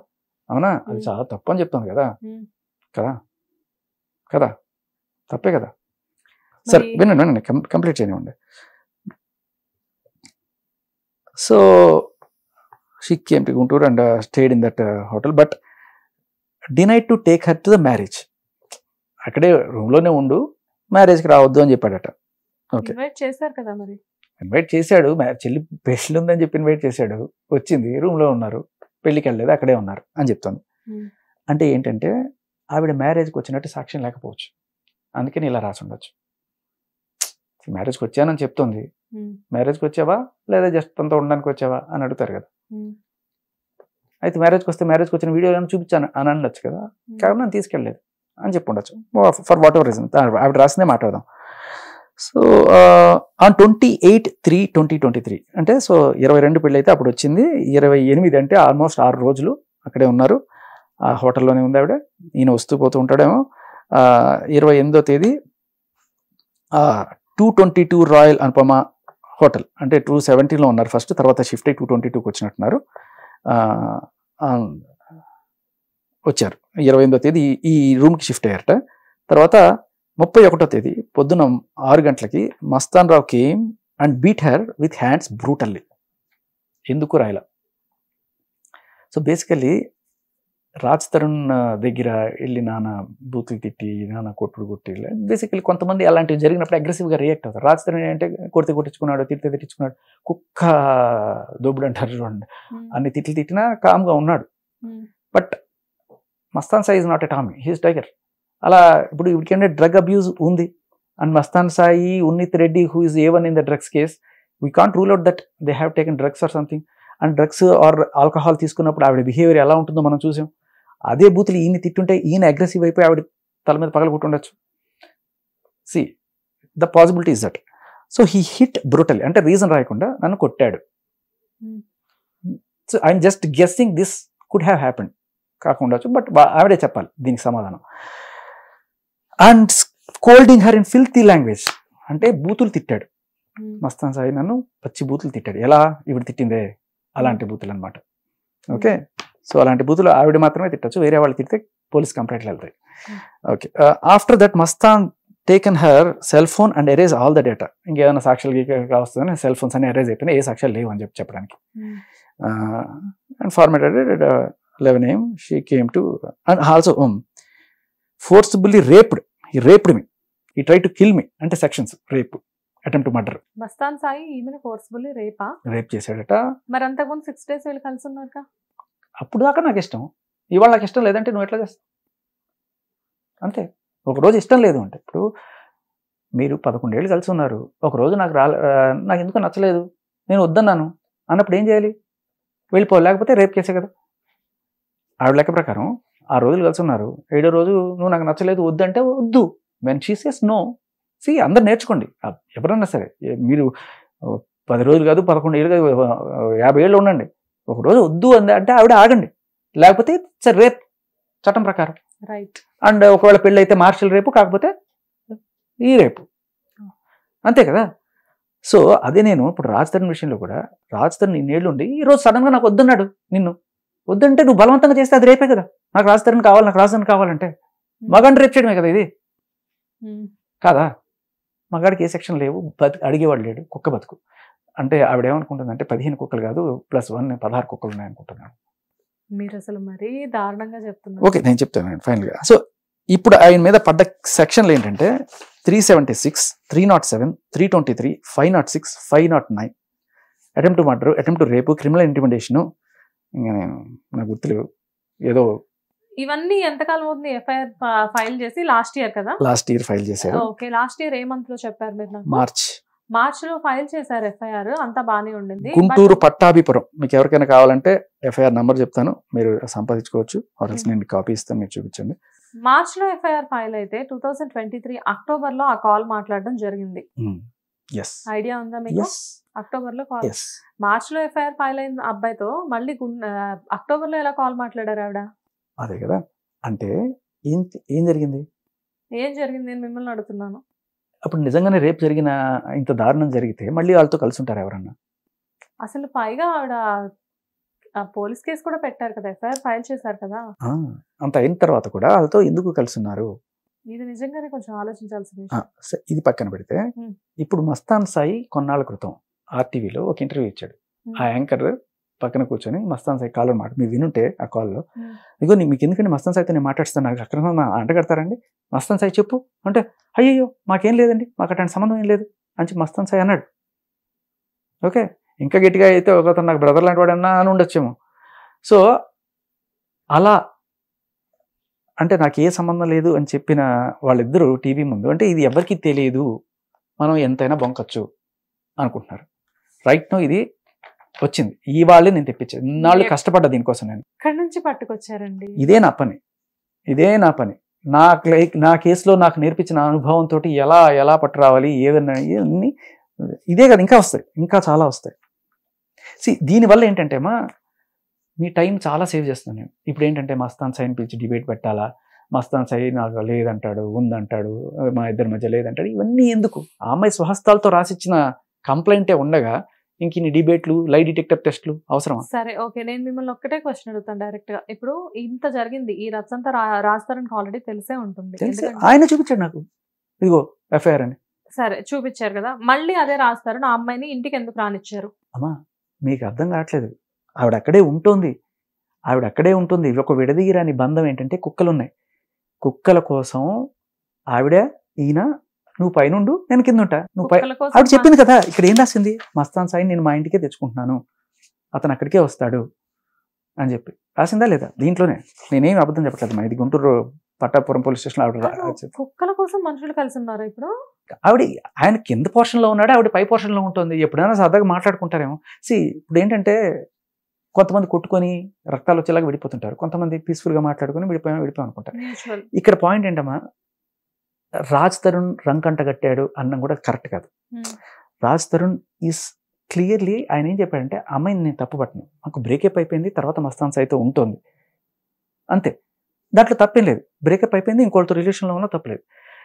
ఈ క్యారెక్టర్ అసాసినేషన్ ఎవరు చేసుకున్నారు? ఆవిడే చేసుకుంది. లేదు నాకు అతనితో బ్రేకప్ కాలేదు, నేను అతనితోనే ఉంటున్నాను అన్నప్పుడు ఇదేమవుతుంది? నిజానికి జరిగింది రాజ్ తరుణ్ చెప్పింది కాబట్టి అమ్మాయి ఇంత దారుణంగా రాజ్ తరుణ్తో ఉంటూ ఇతనితో ఉంది అని మనం అంత దారుణంగా అనుకోకర్లా. రాజ్ తరుణ్తో అయిపోయిన తర్వాతే ఇతనితో ఉంటున్నప్పుడు వాళ్ళ మధ్య జరిగిన గొడవ, ఆమె చెప్పింది ఏదైనా వినకపోతే కేసులు పెట్టడం వాడికి అలవాటు కాబట్టి ఇలా అతని మీద కేసు పెట్టింది. తర్వాత వాళ్ళు ఏదో మళ్ళీ కాంప్రమైజ్కి వచ్చారు.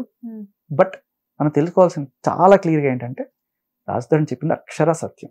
కానీ తను చెప్పడం ఏంటంటే, లాస్ట్ 3 months వరకు కూడా మేము చాలా హ్యాపీగా ఉన్నాము. 3 months నుంచి ఈ మూవీ ఎప్పుడైతే బిగిన్ అయిందో ఈ మిడిల్లో నుంచే కదా ఇలా ఆవిడ చెప్పిన మాటలన్నీ మీరు నిజాలని ఇప్పటికీ నమ్ముతున్నారు. ఎందుకంటే కళ్ళ ముందే, అంటే నాకు ఇక్కడ ఈ స్టూడియో చూస్తే వాళ్ళే కనబడుతున్నారు. అక్కడ ఆ మస్తాన్ సాయితో ఆ అమ్మాయి మాట్లాడించిన కాలు, ఆర్టీవీ యాంకర్ వాళ్ళిద్దరు, లేదు నాకేమైనా సంబంధం అంతా లేదు, మన ఇద్దరి మధ్య ఏం సంబంధం ఉంది, లేదు ఎందుకు అట్లా చెప్తున్నాడు రాజ్ తరుణ్, మరి మీ ఇద్దరు లేకపోతే అంటే ఏమో అతను ఎందుకు చెప్తున్నాడు, మేము జస్ట్ ఫ్రెండ్సే అని చెప్పి ఇంత క్లియర్గా ఇక్కడ ఉన్నప్పుడు, అంత క్లియర్గా వాళ్ళు అక్కడ చెప్తున్నప్పుడు, అంటే వాళ్ళు చెప్పేదానికి ఒట్టేసి ఒక మాట, ఒట్టేయకుండా ఒక మాట చెప్పనన్నట్టు అలా ఇప్పుడు ఆవిడ చెప్పే మాటలను మీరు ఏ రకంగా నమ్ముతారమ్మా? మీకే ఎఫ్ఐఆర్ దొరికినప్పుడు ఆవిడ తరపు లాయర్ ఎవరైతే ఉన్నారో కళ్యాణ్ దిలీప్ సుంకర, ఆయనకి ఎఫ్ఐఆర్ దొరకకుండా ఈవిడ చెప్పుండకపోవచ్చు కదా. ఈవిడ ఇదొకటే కాదు, అంటే నేను అన్ని సగానికి సగం ఆవిడ మాటల్లో నుంచే తీసుకున్నాను. ఆవిడే ఒకసారి 4 కేసులు ఉన్నాయి మేము పరిష్కరించుకుంటాం అని చెప్పింది. మిగతా 3 ఎఫ్ఐఆర్లు తెప్పిస్తాం ఎక్కడున్నాయో, దాంట్లో ఇంకేం బయటపడతాయో. సో ఆవిడ మీడియా ముందుకు వచ్చి ఆవిడ ఏదో ఫ్రస్ట్రేషన్ తో చెప్పే మాటలని మీరు క్యాచ్ చేసేస్తున్నారు. అయితే అదేమ్మా, మీరు ఒక జర్నలిస్ట్ గా మీరు ఊరికే విని అయ్యో ఆడుకూతురు ఏడుస్తుంది అని చెప్పి అనడం కాకుండా, ఈ should read in between the lines. అమ్మాయి ఏం చెప్తుంది, అడగాల్సిన క్వశ్చన్స్ అడగాలి. మీరు అడుగుతున్నాం, ప్రతిదీ అడుగుతున్నాం. బట్ తనేం చెప్తున్నారు అంటే, నేను ఇప్పుడు ఇలాంటివి జరిగినప్పుడు రాజ్ నాతో ఇంతకాలం ఎందుకుంటాడు, 3 నెలల క్రితం వరకు రాజ్ నాతోనే ఉన్నాడని చెప్పారు.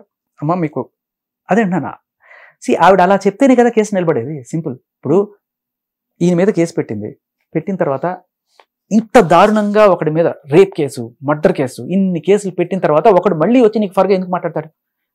ఒక మాట చెప్పండి. ఎందుకు మాట్లాడుతున్నాడు చెప్పనా? నీ మీద కేసులన్నీ నేను తీసేస్తాను, కాంప్రమైజ్, కానీ నువ్వు నాకు ఒక హెల్ప్ చేయి, టీవీలో వచ్చి మనకు సంబంధం లేదని చెప్పు, చాలు, సెటిల్మెంట్ అయిపోయి మస్తాన్ సాయి ఎందుకు అలా మాట్లాడారని దానికి జస్టిఫికేషన్. సరే ఇదంతా సెటిల్మెంట్, మస్తాన్ సాయికి తినికి మధ్యన ఏదో జరిగింది, సో ఇదంతా సెటిల్మెంట్. ఓకే సరే, మరి లాస్ట్ టైం అక్టోబర్ లో కాల్లో మరి మస్తాన్ సాయితో ఈవిడెందుకు అలా మాట్లాడారు అంటే లైక్ నాకు ఒక మగాడు కావాలి, నాకు సపోర్ట్ కావాలి అని చెప్పి మాట్లాడింది ఆవిడ. Correct correct correct. మీరు జాగ్రత్తగా వినండి.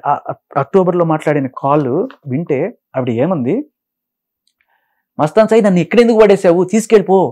మస్తాన్ సాయి పైన ఉంటున్నాడు, రాజస్థాన్ కింద ఉంటున్నాడు. ఇప్పుడు నేను ఒకటే మాట చెప్తానమ్మా, అందరూ కూడా ఈ ఎఫ్ఐఆర్ చూపించాను కదా అని చెప్పి ఆవిడ్ని తప్పుగా అనుకోకండి.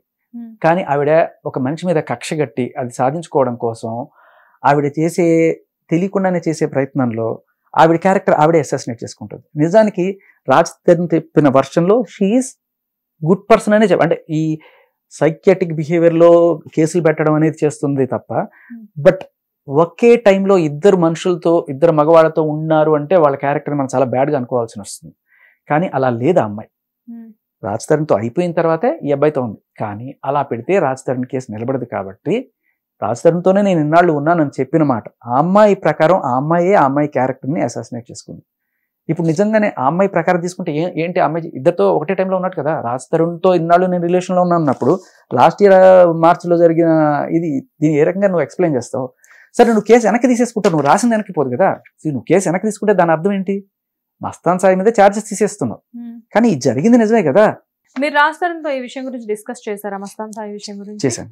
ఏమన్నారు రాజ్ తరుణ్? ఏమన్నారు? నేను ఫస్ట్ పంపించు అయ్యా, ఎఫ్ఐఆర్ పంపించు, దాన్ని బట్టి నేను మొత్తం తీసుకుంటానంటే ఇదిగో అదిగో అన్నాడు. తర్వాత ఇది మీడియాలో అంటే నా కాల్తో పాటు కొన్ని వందల కాల్స్ వచ్చేసాయి కదా, చేస్తాన్నాడు. తర్వాత ఇంకా అయిపోయింది. 100 కాల్స్ వస్తే ఏం చేస్తారు, స్విచ్ ఆఫ్ చేసుకుని వెళ్ళిపోయాడు. ఇప్పుడు ఆన్ చేసినా కూడా 100 మంది తరుగుతున్నారు రాజ్ తరుణ్ని.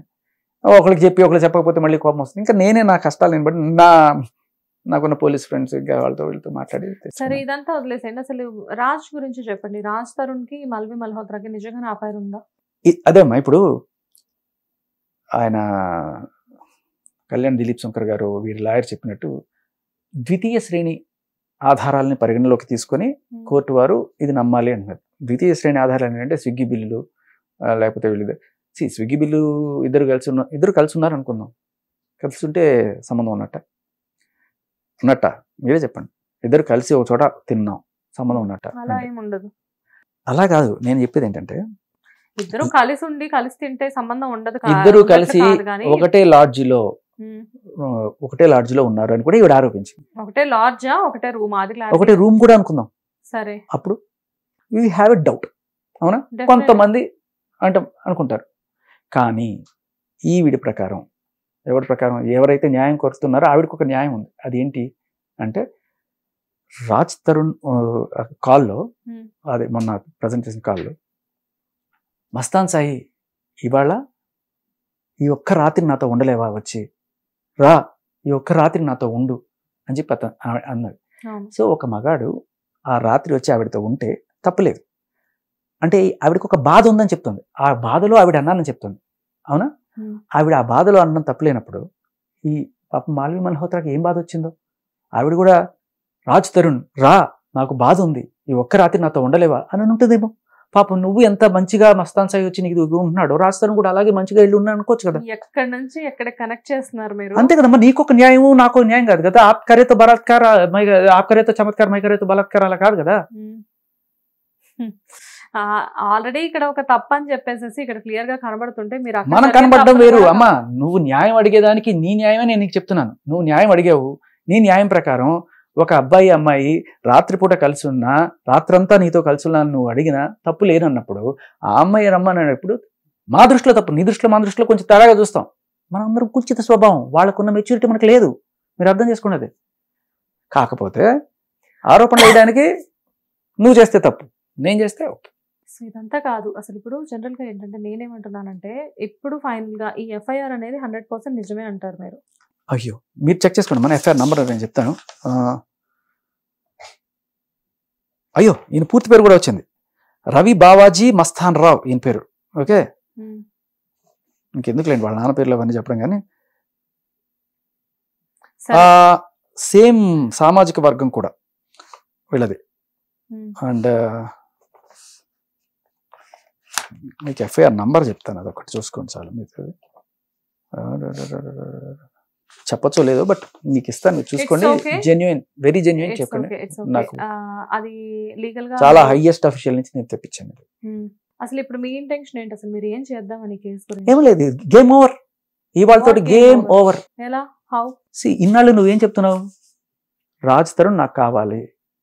నీకు రాజ్ తరుణ్ ఎప్పుడు వస్తాడు? నువ్వు జెన్యున్ అయితే. నువ్వు జెన్యున్ కాదు, నువ్వు రాసిచ్చిందే ఉంది. సరే నేను జెన్యున్ కాదయ్యా, అయినా నాకు రాజ్ తరుణ్ కావాలి అంటావు. ఇంకా మనకేం రెస్పాన్సిబిలిటీ? నువ్వు నీతి మంత్రాలు అయితే మేము నీకోసం ఫైట్ చేస్తాం.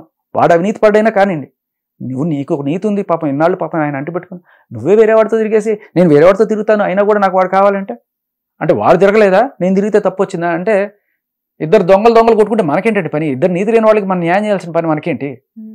11 సంవత్సరాలు కలిసి ఉన్నారు అని చెప్పేసి చెప్తున్నారు తను. అండ్ ఇంకొక మధ్యలో ఏం చెప్పారంటే మాకు పెళ్లి కూడా అయింది అని చెప్పేసి చెప్తున్నారు. వన్స్ పెళ్ళైన తర్వాత ఇలాంటి అఫైర్స్ అనేది డెఫినెట్ గా అది 100% రాంగ్ అని నేను చెప్తాను. బట్ కానీ ఇక్కడ ఏం జరుగుతుందంటే పెళ్ళయింది, బట్ నేను మాట్లాడిన కాల్ ప్రకారం ఆవిడ మీరు ఎవరైతే పర్సన్ చెప్తున్నారో అతనికి ఈమెకి ఎటువంటి సంబంధం లేదని చెప్తున్నారు. ఫైనల్ గా మీరు ఇప్పుడు ఇంత చేసిన తర్వాత నమ్మకపోతే ఈ ఎఫ్ఐఆర్ అనేది మీరు ఇప్పుడు మా స్టూడియోకి తీసుకొని వచ్చారు. ఇంతకు ముందు వరకు నాకు ఒక 1 hour బ్యాక్ వరకు కూడా ఈ ఎఫ్ఐఆర్ ఎవ్వరికి తెలియదమ్మా. ఇప్పటిదాకా ఈ విషయం ఫస్ట్ మీ స్టూడియోలోనే బ్రేక్ అవుతుంది. అండ్ నేను చెప్పేది ఏంటంటే this is game over for her. ఇప్పుడు మీరు ఈవిడే స్వయంగా రాసిచ్చిన దీంతో వెళ్తే అందరు అడుగుతారు. ఇప్పుడు నేను ముందుకు తీసుకొచ్చాను కాబట్టి ప్రతి ఒక్కళ్ళు అడుగుతారు. ఇప్పుడు ఇన్నాళ్ళు లేదు అని బొంకింది. ఇప్పుడు వరకు ఎఫ్ఐఆర్ అనేది రాస్తారని ఒకసారి ఎఫ్ఐఆర్ అనేది ఒకసారి చూపించారు కదా మీడియాకి. కాకపోతే ఇలా అరటి పండు వలిచి నోట్లో పెట్టినట్టు నేను తీసుకొచ్చాను. ఆయన ఎఫ్ఐఆర్ ఉంది అని చెప్పి చూపెట్టారు. అండ్ ఇదొకటే కదమ్మా, అసలు ఈ అమ్మాయి ఇతను మస్తాన్ సాయి మీద పెట్టిన కేసు కూడా ఫాల్స్ కేసు. ఎందుకంటే వీళ్ళిద్దరూ కలిసే ఉంటున్నారు గత కొన్నాళ్ళుగా. అండ్ ఆవిడ అది యాక్సెప్ట్ చేయడమే ఆవిడకి గౌరవం. ఎందుకంటే ఇప్పుడు అది యాక్సెప్ట్ చేయకపోతే అందరూ ఏమంటారమ్మా, రాజధానితో రిలేషన్లో ఉంటున్నాను లేకపోతే పెళ్లి చేసుకొని ఉంటున్నాను అంటున్నప్పుడు అతనితో ఉంటూ ఇతను ఎలా ఉంటావు, అక్రమ సంబంధం పెట్టుకోని చెప్పి తిట్టరా? మీరు చెప్పండి, ఇందాక రాజ్ తరుణ్ మెంటాలిటీ గురించి చెప్పారు. రాజ్ తరుణ్ ఇలా అని చెప్పారు. మీరు అడిగారు రాజ్ తరుణ్కి మాల్వి మల్హోత్రాకి సంబంధం ఉందా అంటే నేను ఆవిడ పరంగానే ఆవిడ న్యాయమే చెప్పాను తప్ప నన్ను అడిగితే నో. ఎందుకంటే మాల్వి మల్హోత్రాకి చాలా క్లియర్గా చెప్పింది. అండ్ అలాగే రాజ్ తరుణ్ చాలా క్లియర్గా చెప్పాడు. ఇంకేం కావాలి? మనం ఏదైనా అప్పుడప్పుడు చేస్తుంటారు చూడండి కొంతమంది, వాళ్ళ బెడ్రూమ్లోను బాత్రూంలోను కెమెరాలు పెట్టుకొని చూసి చెప్పాలా మనం ఏమన్నా?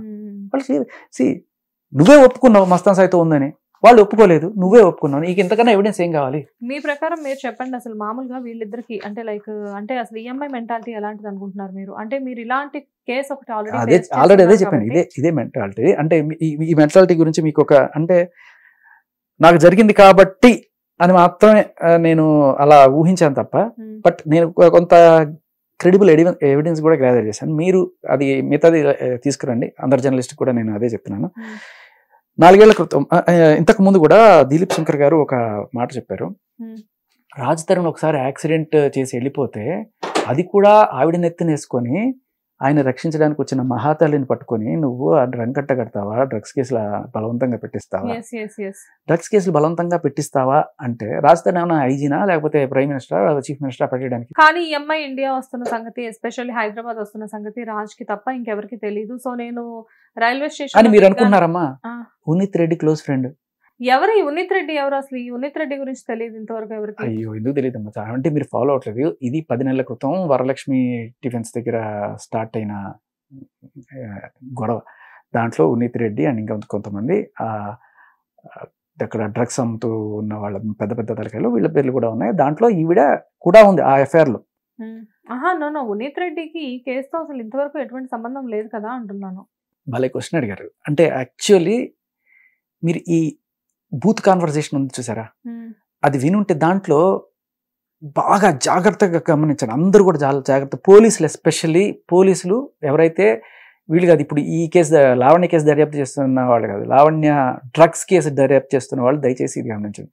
ఉనిత్ రెడ్డి పరారీలో ఉన్నాడు అని రాశారు. ఉనిత్ రెడ్డి ఎవరు, ఎక్కడుంటాడు అని చెప్పాను ఆ అమ్మాయిని అడిగినప్పుడు. ఉనిత్ రెడ్డి నేను కలిసి ఒక షార్ట్ ఫిల్మ్ చేశాము అన్నప్పుడు నేను ఆ షార్ట్ ఫిల్మ్ వెతికాను. ఆ షార్ట్ ఫిల్మ్ దొరికింది. ఆ షార్ట్ ఫిల్మ్లో టైటిల్స్ చూసా. ఈ అమ్మాయి పేరు లావణ్య అని లేదు, అన్విక అని ఉంది. ఓకే డన్, ఈవిడ అన్విక అనే పేరుతో కూడా ఉంటుంది నాకు తెలుసు.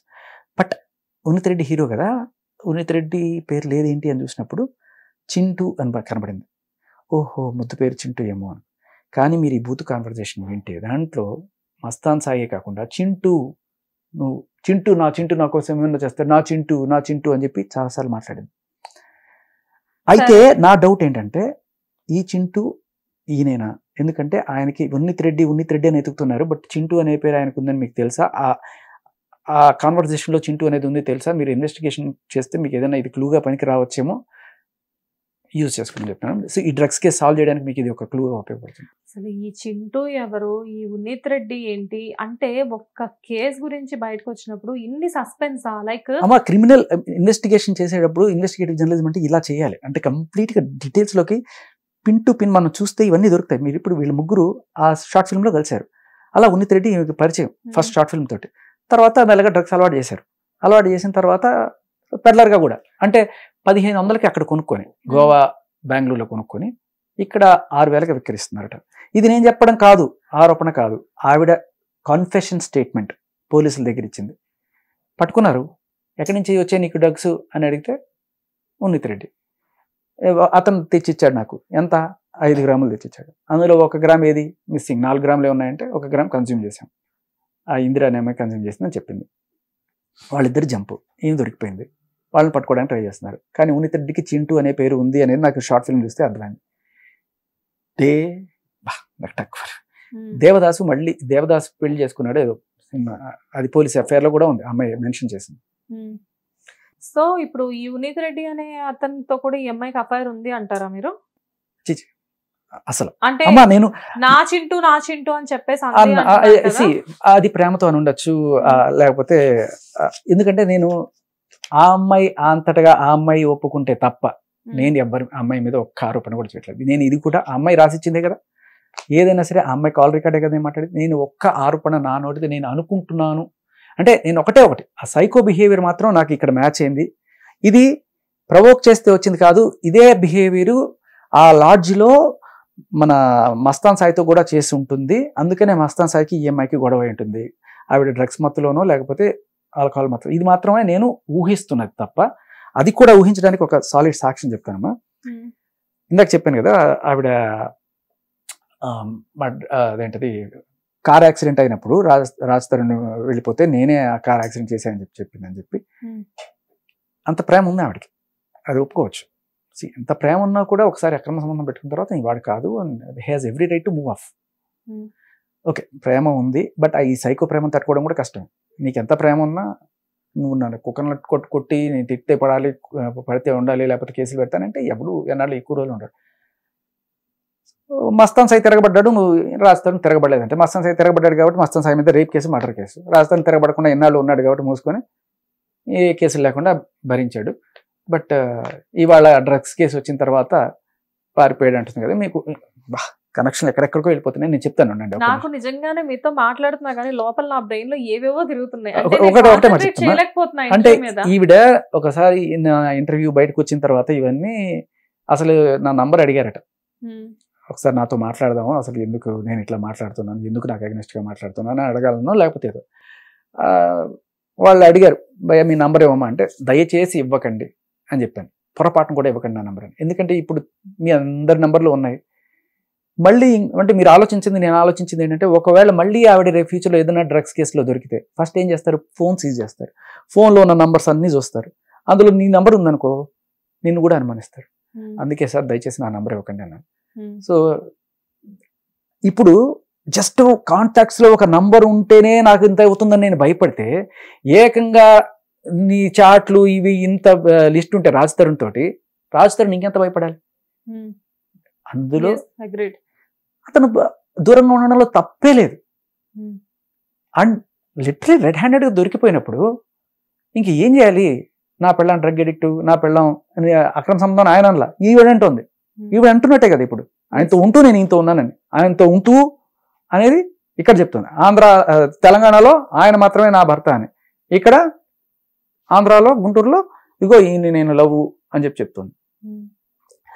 సారీ నేను మధ్యలో మిస్ అయిపోయి ఎక్కడికి వెళ్ళిపోయాను. అయితే మళ్ళీ ఆ యాక్సిడెంట్ దగ్గరికి వస్తున్నా. ఆ యాక్సిడెంట్ జరిగిన తర్వాత ఆవిడ అంత ఇదిగా తనని సైకిట్రిక్ లవ్ కాబట్టి సేవ్ చేయడానికి చేస్తుంది. కానీ అది చట్టపరంగా నేరం కదమ్మా. మరి పోలీసులు కేసు పెట్టాలా వద్దా? ఫ్యాక్ట్స్ని తప్పుదోవ పట్టించి అంటే ఆవిడకి చట్టం అంటే ఎంత గౌరవం అనేది మనకు అర్థమవుతుంది. ఇప్పుడు ఈయనతో కూడా ఒప్పుకోకపోతే ఈయన మీద 376, 370 మస్తాన్ సాయి మీద, ఈయన మీద అన్ని కేసులు, అలాగే ఇంకెంతమంది మీద ఎన్ని కేసులు పెట్టిందో తెలియదు. అంటే నేను చెప్పింది వినకపోతే కేసు పెడతాను, నా మీద కూడా కేసు పెడతానని చెప్పిందంటే, ఎందుకంటే అగ్నెస్ట్గా మాట్లాడుతున్నాను అని చెప్పి. సో బేసికల్ ఏంటంటే నేను ఫస్ట్ వీళ్ళ మోడస్ ఆఫ్ ఆపరేషన్ కేసు పెడతానని బెదిరిస్తారు, మీడియాకి వచ్చి రచ్చ చేస్తానని బెదిరిస్తారు, తర్వాత సూసైడ్ చేసుకుంటానని బెదిరిస్తారు. నా గురించి మాట్లాడు కదా ఇగో మీ ఛానల్ మీదకి వచ్చి నేను సూసైడ్ చేసుకుంటా అంటారు. ఎందుకంటే ఇది అంటే ఈవిడ కేసులో కాదు, నా ఫస్ట్ కేసులో ఆవిడకి ఫోన్ చేసి నన్ను ఎవరైతే టార్చర్ చేసిందో మీడియాలో వచ్చేస్తుందని చెప్పి తెలిసేటప్పటికి నేను సూసైడ్ చేసేసుకుంటా మీ ఛానల్కి వచ్చి అని చెప్తే, సరే రండమ్మా మీ వర్షం మీరు వినిపించండి అన్నారు. తర్వాత లేదు, ఏమీ కాలేదు, శుభ్రంగా ఉంది. ఇదైతే వినండి. గంటకి ఈ లేడీ ఎవరో ఈ నేపథ్యం నేను చెప్తాను మీకు. రాజుతరు 4 ఏళ్ల క్రితం ఒక యాక్సిడెంట్ చేశాడు. ఆ యాక్సిడెంట్ జరిగినప్పుడు అక్కడి నుంచి రాజుతరు వెళ్ళిపోయాడు. రాజుతరు ఏదో ఫీవర్గా ఉండో లేకపోతే సమ్ దీంట్లోనో అక్కడి నుంచి బయటకు వెళ్ళిపోతుంటే హీరో కదా ఎవరో గుర్తుపట్టాడు, అక్కడ గుర్తుపట్టి వీడియో తీసాడు. తీసిన తర్వాత ఇతను తాగున్నాడు అందుకనే చేశాడు, ఎవరు చచ్చిపోలేదు అక్కడ, మామూలు గొడవనో దేనో గుద్దినట్టున్నాడు, ఆల్కహాల్ మత్తులో ఇట్లా చేశాడేమో అని ఆయన ఇదే అవుతుందేమో అని ఇంకేదో ఎవరన్నా అనుకుంటారు, మీడియా వాళ్ళకి ఏదో చేసుకుంటారు కదా. ఆయన యాక్చువల్గా ఏదో ఫేవర్లో ఉన్నాడట. సో అది వదిలేసి కాలు వెళ్ళిపోతుంటే పట్టుకొని ఇంకా ఒకతను కాల్ చేసి రాజ్ తరుణ్ తో మాట్లాడారు, అంటే కొంచెం థ్రెటనింగ్. రాజ్ తరుణ్ కాదు, రాజా రవీంద్ర గారు ఆయన మేనేజర్ తో మాట్లాడి ఇట్లా ఏంటి ఈ వీడియో సంగతి నేను బయట పెడితే ఏదవుతుంది అని చెప్పంటే, సర్లే నేను చెప్పండి బాస్ ఎందుకు దాని గురించి ఊరికి అనవసరం లేని రచ్చ చేస్తారంటే 2 లక్షలు 3 లక్షలు డిమాండ్ చేసినట్టు అయినా ఒప్పుకున్నాడు, ఈ వ్యక్తి ఒప్పుకున్నాడు. అయితే అదే రోజు రాత్రి రాజా రవీంద్ర గారితో మాట్లాడిన రోజు రాత్రి ఈయన ఉన్న గేటెడ్ కమ్యూనిటీలలోకి అనుకోని ఒక అతిథి ఎంట్రీ ఇచ్చారు. రాజా రవీంద్ర గారు ఈ ఎవరైతే బ్లాక్మెయిల్ చేద్దాం అనుకున్నాడో ఆయన విల్లా పేరు బిగోట్టా విల్లాస్ అనుకుంటాను. గేటెడ్ కమ్యూనిటీ, అన్ని సీసీ కెమెరాస్ ఉంటాయి. ఓకే, అక్కడికి వచ్చిన వాళ్ళు ఒక లేడీ వచ్చి అక్కడ ఉన్న గేట్ కీపర్ని సెక్యూరిటీ కానీ నానా బూతులు తిట్టి తీస్తారా నన్ను పోనివ్వకపోతే నేను మీద రేప్ కేసు పెడతా, నేను మర్డర్ కేసు పెడతా, డ్యామ్ డూమ్ డిష్ చెప్పి లోపలికి వచ్చి తోసుకొని వచ్చి ఒక ఆడపిల్ల ఏమనుకుంటాం ఉమెన్ అని చెప్పి లోపలికి వచ్చి ఇక్కడ ఈయన్ని బడిలా పిలిచి అక్కడ ఆయన్ని పచ్చి బూతులు తిట్టి అక్కడితో ఆకుండా చంపేస్తాను ఈ పిల్లల్ని, మీ పిల్లలు కనబడకుండా పోతారు. చూడండి ఏమంటుంది ఆ లేడీతో మీకు జరిగిన సంభాషణ. అమ్మో ఆమె ఫస్ట్ మా సొసైటీలోకి వచ్చేసింది, నేను ఎక్కడైతే నివసిస్తున్నానో బిగోనియా హోమ్స్ అనే దాంట్లో అక్కడికి వచ్చేసి గేట్ వాచ్మెన్ భయభ్రాంతులు చేసేసింది, ఇష్టప్రకంగా తిట్టడం, ఇష్టప్రకంగా మాట్లాడటం. ఏంటి అల్టిమేట్లీ నేను ఆమె 100 బూతులు తిట్టిన, అమ్మ నా బూతులు తిట్టింది, పంట బూతులు తిట్టింది. అయినా కానీ మీకేం కావాలండి, మీకేం కావాలి? నువ్వు బ్లాక్మెయిల్ చేసినావు, నువ్వు 3 లక్షలు అడిగినావు, దట్ వాజ్ మై ట్రాప్. 3 లక్షలు అడిగినావు, ఎస్ వెరీ గుడ్, 3 లక్షలు అడిగినా, ఓకే వెల్ అండ్ ఫైన్. నేనేం అడగలేదు. నువ్వు అసలు మీకేం కావాలని అడుగుతున్నా నేను. ఫైనల్లీ ఆమె పెట్టింది ఏంది, ఆమె చెప్పింది ఏంది మీరు వినుంటారు కదా, నువ్వు వీడియోలు డిలీట్ చేయి లేకపోతే మీ ఇంట్లో ఒక్కొక్కరు చిన్నపిల్లలందరూ మాయమైపోతారు. ఆమె ఏమైనా టెర్రరిస్టా లేకపోతే ఆమె మాఫియా డాన్ అండి? మిమ్మల్ని బెదిరిస్తే మీరు ఎందుకు సైలెంట్ గా ఉన్నారు? యాక్చువల్గా మంచి చేయబోయి రాజతరుణ్ చెడు చేయడం అంటే ఇదే. ఆవిడ కోపం వచ్చేసింది, రాజతరుణ్ బ్లాక్మెయిల్ చేస్తున్నాడు, వెళ్ళింది రచ్చ చేసింది. ఈయన ఏం చేశాడు, మామూలుగా అయితే కామ్గా ఉండేవాడేమో, మీడియా ముందు కూర్చున్నాడు. ఈయన ఫస్ట్ అసలు బ్లాక్మెయిల్ చేశాడు కదా. ఓకే, మరి బ్లాక్మెయిల్ చేయడం కూడా తప్పే. నిజంగా అక్కడ ఏం జరగాలి? తప్పే, నేను కాదనను, తప్పే. కానీ ఆయన తెలివిగా ఆయన తప్పుని ఎలా సమర్థించుకుంటున్నాడంటే, ఈ సినిమా ఇండస్ట్రీ వాళ్ళందరూ కూడా తాగేసి ఇలా యాక్సిడెంట్ చేస్తున్నాను, ఈ క్రైమ్ నేను బయటికి తీసుకురావడం కోసం నేను ఇలా ఒక ప్లాన్ చేశానండి, మీ కాన్వర్జేషన్ అంతా కూడా రికార్డ్ చేసి నేను TV9కి ఇద్దాం అనుకున్నాను, అందుకే నేను వచ్చాను చెప్పి.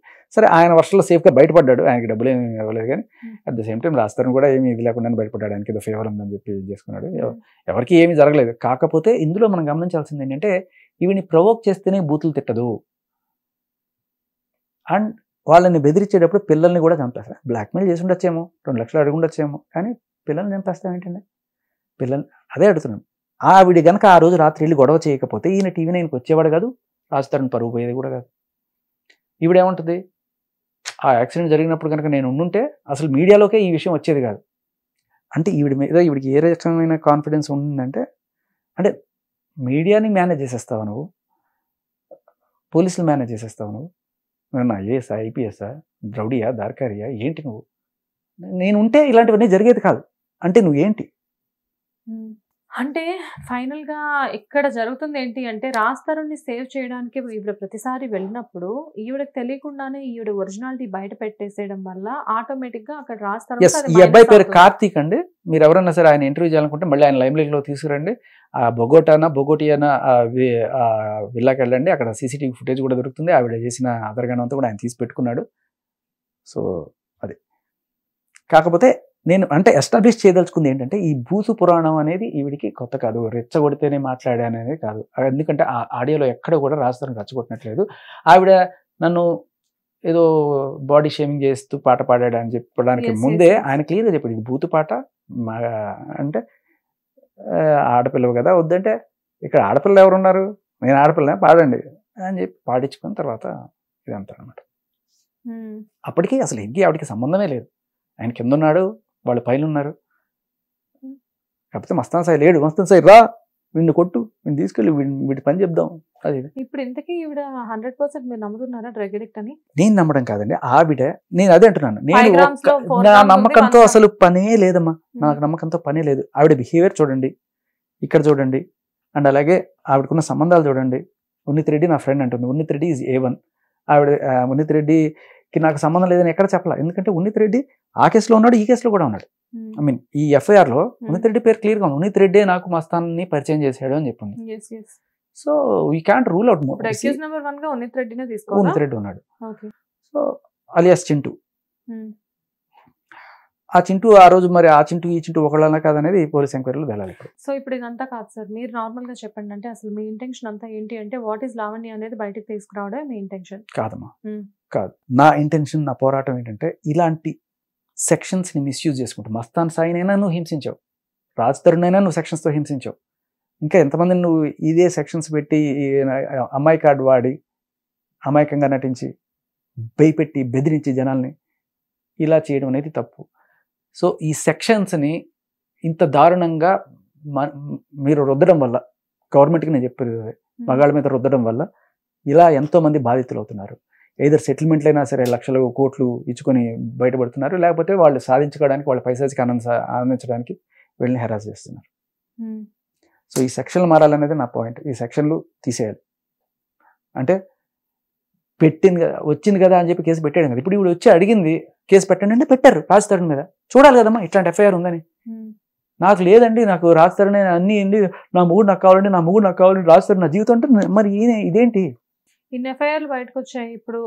సో ఫైనల్ గా ఇప్పుడు ఆ కేసు నిలబడుతుంది అంటారా? ఇంకా ఎట్లా నిలబడుతుందమ్మా? ఇప్పుడు ఇది తెలిసి చేశారా తెలియక చేశారా పోలీసులే చెప్పాలి. తెలిసి చేసినా తెలియక చేసినా ఇందులో ఏంటంటే విషయం క్లియర్ కట్ గా కళ్ళ ముందు చక్కగా అద్దంలో చూపించినట్టు కనబడుతుంది. కాబట్టి ఏదైనా కానీ దీన్ని దృష్టిలో పెట్టుకునే ముందుకు వెళ్ళాలి. ఇంతకన్నా దారుణమైన విషయం ఏంటంటే, ఈయనకి శిక్ష పడుతుందా అని చెప్పి 100 మంది ఇప్పుడు చెప్పండి, అబద్ధం తేలిపోయింది, ఈయన బ్రేకప్ అయిపోయింది, ఈయనతో ఉంటుందనే నిజం.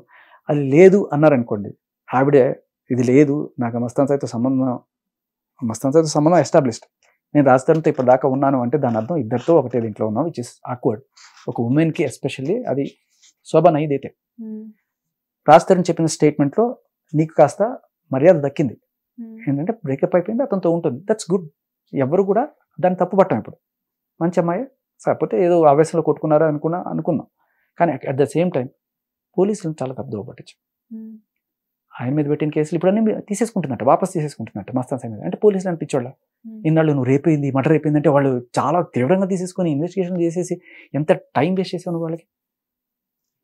అలాగే ఇప్పుడు రాజ్ తరుణ్కి ఆయన అర్థం చేశాడు, ఇది చేసాడు, నన్ను కొట్టేశాడు. ఇంకొకటి కూడా రాజ్ తరుణ్ కొట్టిన ఫోటోలను చూపిస్తుంది సరే. ఇక్కడ మీరు గమనిస్తే బ్రూటల్లీ హిట్ మీ. ఇప్పుడు రాజ్ తరుణ్ నువ్వు కుక్క తిట్లు తిట్టినా రాజ్ తరుణ్ కామ్గా ఉన్నాడు. ఆయన కామ్గా, అందరు కామ్గా ఉంటారు కదా, వేసి కొట్టాడు, తల పగిలింది. ఆ ఫోటోలు రాజ్ తరుణ్కే పంపించింది అమ్మాయి, చూడు నన్ను వీడు కొట్టాడని చెప్పి. అదే రాజ్ తరుణ్ ఆ రోజు చూపించాడు, కానీ అదే ఫోటోలు రాజ్ తరుణ్ కొట్టాడని చెప్పాడు. రాజ్ తరుణ్ ఏ రోజు కొట్టలేదు.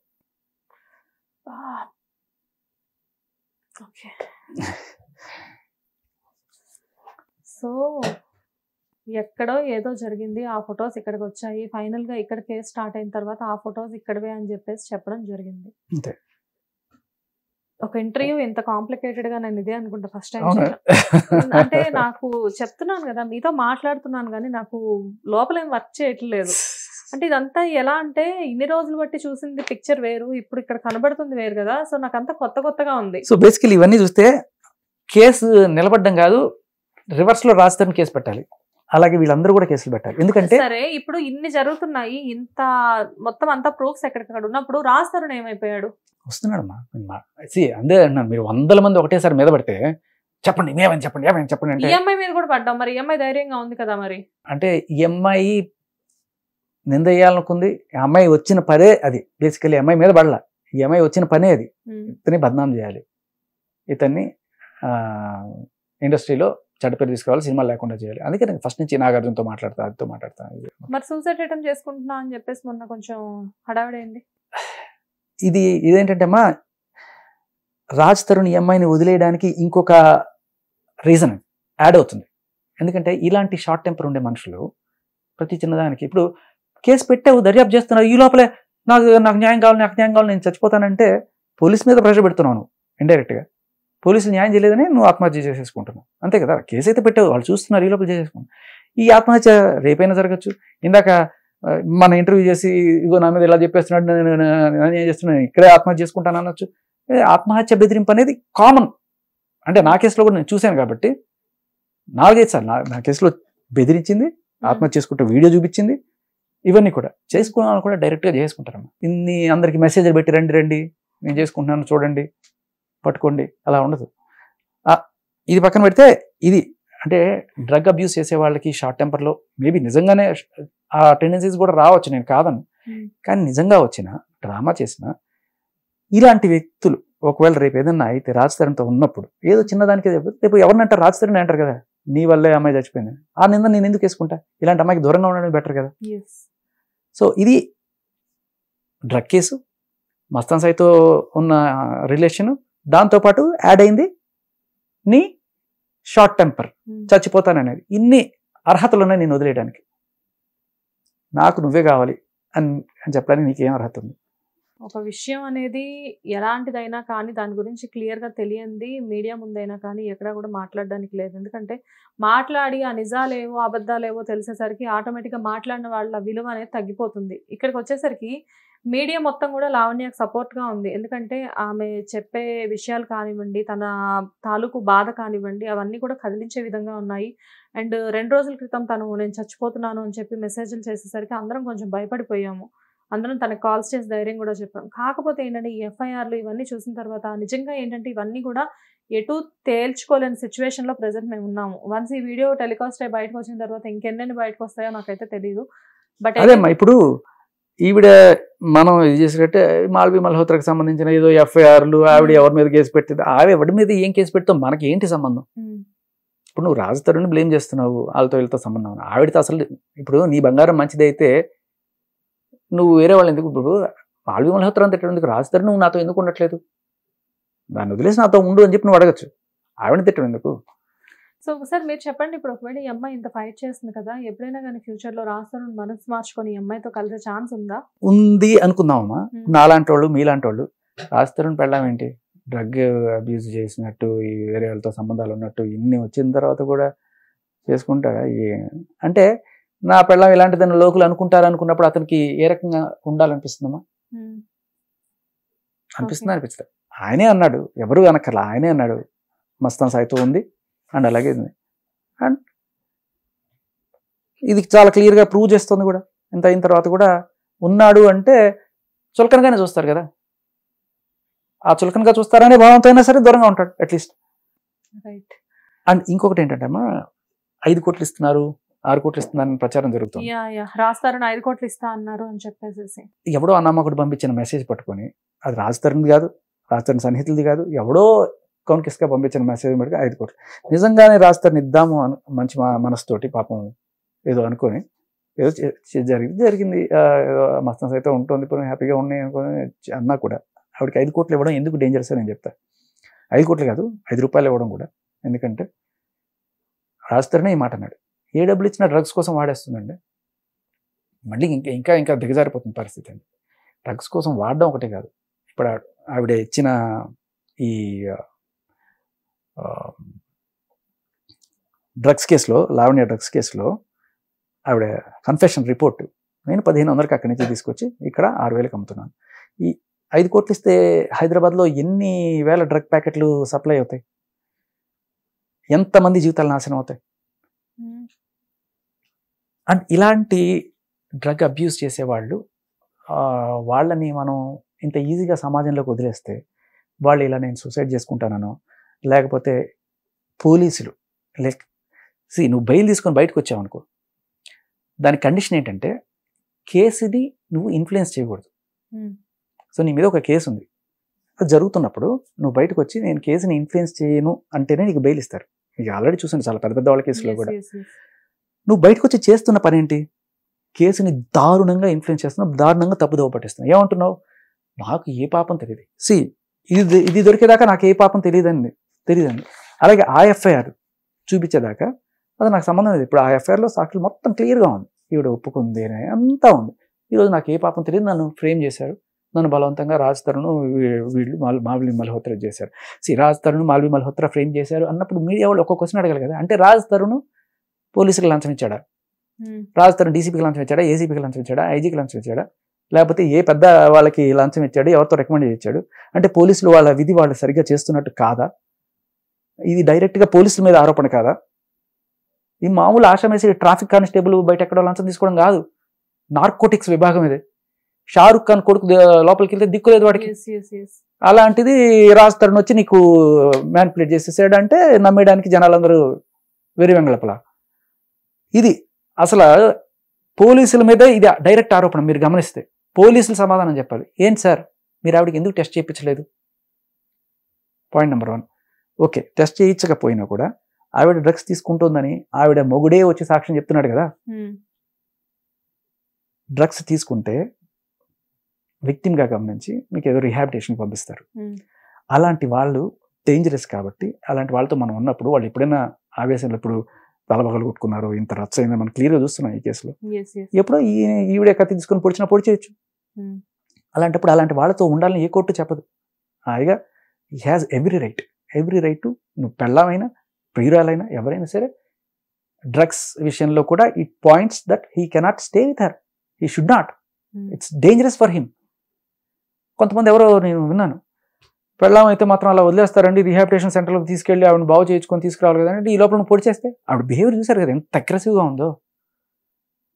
పొడి చేస్తే పొడిపించుకోవాలా, గిచ్చితే గిచ్చించుకోవాలి. He has every.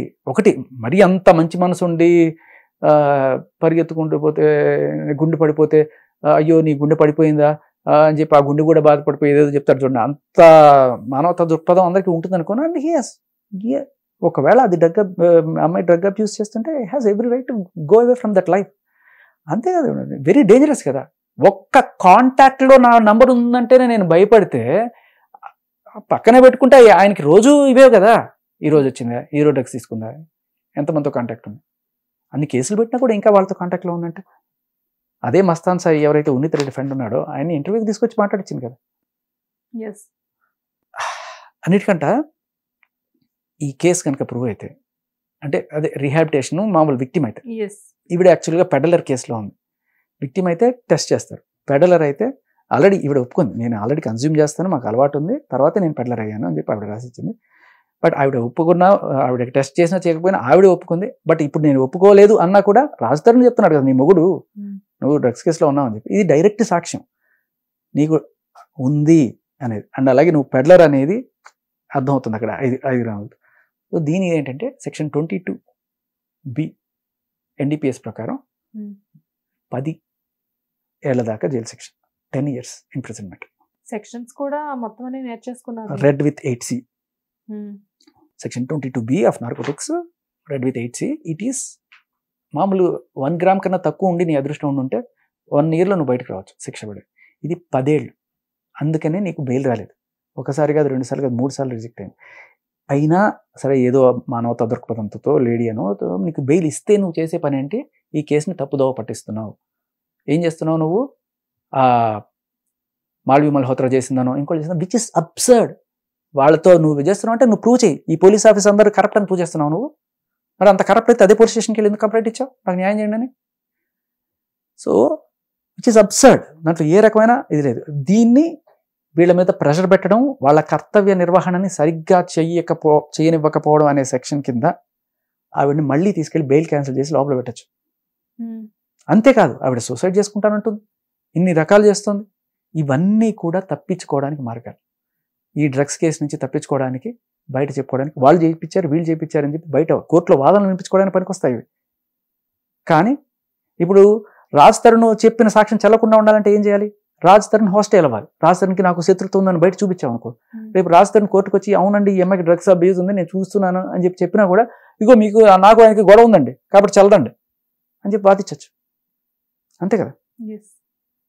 So this could be a plot క్లియర్గా. రైట్. ఎనీవే సార్, ఈ కేసు అనేది ఎక్కడి నుంచి ఎక్కడికి వెళ్తుందో నాకైతే అర్థం కావట్లేదు. మీరేదో చెప్పారు, ఆవిడేదో చెప్పారు. కాకపోతే ఏంటంటే అక్కడ ప్రూఫ్స్ ఏం కనపడట్లేదు, ఇక్కడ విత్ ప్రూఫ్స్ కనిపిస్తున్నాయి.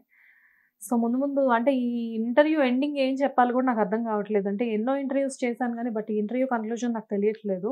దీనికి అవుట్కమ్ ఏంటి అనేది కూడా నాకు అర్థం కావట్లేదు. ఇప్పుడు నేను అడిగిన ప్రశ్నలన్నీ మీరు సరిగ్గా ఆవిడని అడిగితే అర్థమైపోతుంది. అంటే దిస్ ఇస్ గేమ్ ఓవర్ అండి. అంటే ఇంత క్లియర్గా డ్రగ్స్ అబ్యూస్ చేస్తూ అండ్ ఆ కేసు నుంచి డైవర్ట్ అవ్వడానికి ట్రై చేస్తూ, పోలీసులని ఇన్ఫ్లుయెన్స్ చేయడానికి ట్రై చేస్తూ, తప్పించుకోవడానికి ట్రై చేస్తున్న ఈవిడిని నేను కోరేది ఒకటే, పోలీసులు డ్రగ్స్ని చాలా సీరియస్గా తీసుకోవాలి.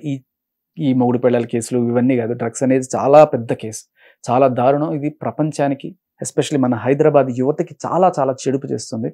ఇలాంటి డ్రగ్స్ అమ్మే చీడ పురుగుల్ని మనం మామూలుగా సాటి మహిళగా అసలు చూడాల్సిన అవసరం కూడా లేదు. వీళ్ళని గట్టిగానే కొట్టాలి అండ్ వీళ్ళకి ఫాస్ట్ ట్రాక్ కోర్టులు పెట్టి వీళ్ళని జస్టిస్కి తీసుకురావాలి. ఇలా మీరు బెయిల్ ఇచ్చి వదిలేస్తే ఇప్పుడు ఎంత రచ్చ, ఎంత అన్రెస్ట్ క్రియేట్ చేస్తున్నారు సొసైటీలో. మీడియాని పోగేసి ఆ మాటలు ఈ మాటలు చెప్పి నా మీద డ్రగ్స్ కేసే అబద్ధం అని చెప్పి, సో పోలీసులనే ఫ్రేమ్ చేసి పోలీసులు లంచాలు తీసుకొని నా మీద కేసు, ఇంత దారుణంగా పోలీసులని ఇది చేస్తున్నప్పుడు you have every right to cancel her bail. And ఇవన్నీ కాకుండా రేవంత్ రెడ్డి గారు, మన ముఖ్యమంత్రి గారు, గౌరవ ముఖ్యమంత్రి గారు లాస్ట్ ఆయన అపోజిషన్లో ఉన్నప్పుడు హీ క్లియర్లీ టోల్డ్ ఈ డ్రగ్స్కి చాలా దారుణంగా ఉంది హైదరాబాద్లో, మనం దీనికి ఖచ్చితంగా పెద్ద పోరాటం చేశారు. ఆయన ముఖ్యమంత్రిగా వచ్చినప్పుడు చాలా టైట్ చేశారు. ఇప్పటికీ ఇంత తొందరగా మనకి జరుగుతున్నాయంటే మన ముఖ్యమంత్రి గారిని అప్రిషియేట్ చేయాలి. మన పోలీసులు ఎవరైతే చాకచక్యంగా ఇంత కష్టపడి ఈవెంట్ పట్టుకున్నారో, ఇంత చేశారో, ఇంత చేస్తే వీళ్ళ మీద ఒక ఆడపిల్ల కార్డు వాడి అన్యాయం జరుగుతుంది, అన్ని అబద్ధాలు వేస్తుంది. రాజ్ తరుణ్ మల్హోత్రా చేయించారంటే ఏంటి, మీరు అందరూ లంచాలు తీసుకొని చేశారని పోలీసులు ఇండైరెక్ట్గా అంటుంది. మీరు ఇంత కష్టపడి ఇంత సిన్సియర్గా వర్క్ చేసి ఎన్డీపీఎస్ వాళ్ళు షారుఖ్ ఖాన్కే లొంగలేదండి, వీళ్ళు ఏంటి రాజ్ తరుణ్ మల్హోత్రా నథింగ్, వాళ్ళు చేశారని చెప్పి మీ మీద ఆరోపిస్తూ ఉంటే ఇంకా రేపో ఎల్లుండో ఆమె బయటికి ఏం చెప్పుకుంటుంది, నా పనిష్మెంట్ నేను తీసుకున్నాను కదండి, అయిపోయింది కదండి అంటే. పనిష్మెంట్ కాదమ్మా నువ్వు తీసుకుంది, బెయిల్ తీసుకున్నావు నువ్వు. పనిష్మెంట్ 10 ఏళ్ళు నువ్వు చేసిన శిక్షకి, 10 ఏళ్ళు. సో రాజ్ తరుణ్కి శిక్ష పడుతుందో లేదో కానీ ఈవిడికి 10 ఏళ్ళు అయితే మనకి క్లియర్గా నా కళ్ళ ముందు కనిపిస్తుంది. ఏదో ఇంకా రకరకాల చట్టంలో ఉన్న రోజులు తీసుకుని బయటికి రావచ్చేమో, బట్ నేను అనేది అదే, రేవంత్ రెడ్డి గారు దీన్ని చాలా స్ట్రిక్ట్గా తీసుకుంటానని చెప్పిన నేపథ్యంలో అది ఇలా బెయిల్ ఇచ్చినా కూడా పర్లేదు, కానీ బెయిల్ ఇచ్చిన తర్వాత ఇంత ఇన్ఫ్లుయెన్స్ చేసి ఈ కేసునే తారుమారు చేసే స్టేజ్కి వెళ్ళిపోతే ఇంకా ఏ డ్రగ్స్ కేసులు ఎలా నిలబడతాయి, ఎలా పాపం ఇంత కష్టపడి చేసిన పోలీస్ ఆఫీసర్స్కి వాళ్ళకి ఏముంటుంది, వాళ్ళందరినీ ఏమంటారమ్మా? ఇప్పుడు అందరూ కూడా మీడియా అందరూ కోడేయి ఆవిడ రాజ్ తరుణ్ పెట్టించాడు నా మీద, వాళ్ళు పెట్టించారంటే పోలీసులు ఇదనే కదా, పోలీసులు కరప్ట్ అనే కదా ఆవిడ ఉద్దేశం. ఏమనుకుంటారు పోలీసులు ఇంత కష్టపడి చేసిందని మాకు మీడియా గుర్తించకపోగా మమ్మల్ని కరప్ట్ అని ఫ్రేమ్ చేస్తుంటే ఆవిడకి వెళ్ళి భజన చేస్తారు మీరు పోలీసులు, మీడియా వాళ్ళు. ఇట్లాంటి అంటే మీరేం చేయాలి మీడియా ప్రకారం? ఇలాంటి ఏమన్నా ఉంటే వీళ్ళని చెడ్డగా చూపించండి సమాజానికి, ఇలాంటి డ్రగ్స్ తప్పని చూపించండి. అంతేగాని అలాంటి వాళ్ళని తీసుకొచ్చి హీరోలు చేసి అందరం ఎక్కించి మీరు. ఇక్కడ జరుగుతుంది ఏంటంటే సార్, ఆవిడ కానివ్వండి, ఆవిడ తరపు లాయర్ ఎవరైతే ఉన్నారో కళ్యాణ్ దిలీప్ శంకర్ గారు కానివ్వండి, మొత్తం అంతా కూడా ఈచ్ అండ్ ఎవ్రీథింగ్ తనకు ఫేవర్ గానే మాట్లాడుతున్నారు. మీడియాకు కూడా అక్కడ పిక్చర్ లో ఏది కనబడుతుందో అదే తెలుసు కాబట్టి వాళ్ళు తనకి ఫేవర్ గా మాట్లాడుతున్నారు అనే క్రమంలో, రాజ్ తరుణ్ మీద మాల్వి మల్హోత్రా మీద నిందలేస్తున్నారనే క్రమంలో మన పోలీసుల్ని కించపరుస్తున్నారు వాళ్ళు, మన ఎస్ఓటి టీమ్ ని, మన డ్రగ్స్ టీమ్ ని కించపరుస్తున్నారు వాళ్ళు ఇండైరెక్ట్ గా. మీకు క్లియర్ గా ఇట్స్ ఎ డైరెక్ట్ థింగ్, అదే కదా. సో పోలీసులు మేల్కోవాలి. అండ్ ఈ కేసుని త్వరితగతిన పరిష్కరించాలి. ఇది నిజంగానే ఆ అమ్మాయి బయట ఇస్తున్న కలర్ ప్రకారం నాకు 45 రోజులు అయిపోయింది, నన్ను వదిలేశారు అని చెప్పంటే, అంటే నీకు ఏ సంబంధం లేదని నువ్వు చెప్తున్నావు కదా. మీరు చెప్పండి అమ్మా, 45 రోజులు ఒక అమ్మాయి, ఒక నిర్దోషిని పోలీసులు తీసుకెళ్ళి పెట్టారంటే ఊరుకుంటారమ్మా జనాలు ఎవరన్నా? డ్రగ్స్ కేసులో ఒక అమ్మాయి 45 రోజులు ఆ అమ్మాయి ఊరుకోదు కదా. నా మొగుడిని నన్ను వదిలేశాడు ఇవాళ మీరు పెట్టిన కేసు వల్ల, ఎంత పెద్ద రచ్చ అది. వెళ్ళి ఏసి పారేయాలి కదా. మీడియా అందరూ వెళ్ళి అక్కడ కదా పెట్టాల్సింది. ఆ అమ్మాయికి అన్యాయం చేస్తారా మీరు? 45 రోజులు మీరు పెట్టిన వాళ్ళు మొగుడు వదిలేశాడే, అడగాలి కదా మీరు ఆ పోలీస్ ఆఫీసర్స్ని. అప్పుడు చూపిస్తారు, అవును ఇదిగోనమ్మా, ఇదిగో ఇంతమంది సాక్షుల ముందు ఆవిడ ఒప్పుకున్న ఇది రిమాండ్ రిపోర్ట్ ఇది అని చెప్పి. సో క్లియర్ కట్ కేసుని డైవర్ట్ చేయడానికి, డ్రగ్స్ కేసుని డైవర్ట్ చేయడానికి రాజ్ తరుణ్ కేసు పెట్టింది ఆవిడ. సో మనం ఏదేదో సరైన ప్రశ్నలు అడగకుండా ఎక్కడెక్కడికో వెళ్ళిపోవడం వల్ల ఈ కేసు కంప్లీట్గా డ్రగ్స్ కేసు డైల్యూట్ అయిపోయి మన హైదరాబాద్లో మరింత డ్రగ్స్ విచ్చలవిడిగా పెరిగి, అండ్ అలాగే రాజ్ తరుణ్ కనుక ఈ 5 కోట్ల ఆవిడకి ఇస్తే ఇలాంటి విజయ్ ఇంకా ఎక్కువ పెరిగే అవకాశం లేకపోలేదు. ఈ డ్రగ్స్ మహమ్మారి నుంచి మనం హైదరాబాద్ బయటపడాలి అంటే ఇట్లాంటి కేసెస్ని చాలా స్ట్రిక్ట్గా డీల్ చేయాలి. ఇలా బెయిల్ ఇచ్చి వదిలేస్తే ఇలా అండర్స్ క్రియేట్ చేసి నానా ఇదైపోతుంది. సో రిక్వెస్ట్ ఇదే కాదు, ఈవిడ చేసిన అన్ని ఫాల్స్ ఎలిగేషన్స్, రాజ్ తరుణ్ మీద పెట్టిన case false allegation, Mastan Sai మీద పెట్టిన ఫాల్స్ ఎలిగేషన్. ఎందుకంటే నేను కేసు వాపస్ తీసుకున్నా అని చెప్పేసింది. క్లియర్ కట్ టీవీలో ప్రూఫ్ ఉంది, మస్తాన్ సాయికి నాకు ఏం లేదు ఫ్రెండ్ అని. మరి ఇదేంటి? కాబట్టి ఆ కేసు చెల్లదు, రాజ్ తరుణ్ కేసు చెల్లదు. ఎందుకంటే రాజ్ తరుణ్తో నేను ఫస్ట్ నుంచి ఇప్పటిదాకా రిలేషన్ నాకు ఎవరితో లేదని వీటితో ఉంది, కాబట్టి ఆ కేసు చెల్లదు. ఇవన్నీ ఫాల్స్ కేసులు పెడుతున్నావు. నీవు ఫాల్స్ కేసులు పెట్టిన దానికి ఎవరు కూడా నేను రిటర్న్ మీద నీ మీద కేసు పెట్టట్లేదే. సో ఎలిగేషన్స్ అన్ని కరెక్ట్ కాదు అంటున్నారు, రైట్ సార్? సో దీన్ని బట్టి ఇప్పుడు ఎలాగో మన దగ్గర ఎఫ్ఐఆర్ ఉంది కాబట్టి దీన్ని బట్టి ముందు ఏం జరుగుతుందో అది కూడా చూద్దాం. Anyways, thanks sir, thanks for coming, thanks for giving this information, thanks for the nice interview. Thank you so much. Hit TV app ని డౌన్లోడ్ చేసుకోండి. ఇందులో short news, live news, entertainment movies అన్ని అవైలబుల్ గా ఉన్నాయి. Please download hit TV app. Hit TV app hit TV యాప్ని ఫ్రీగా download చేసుకోండి.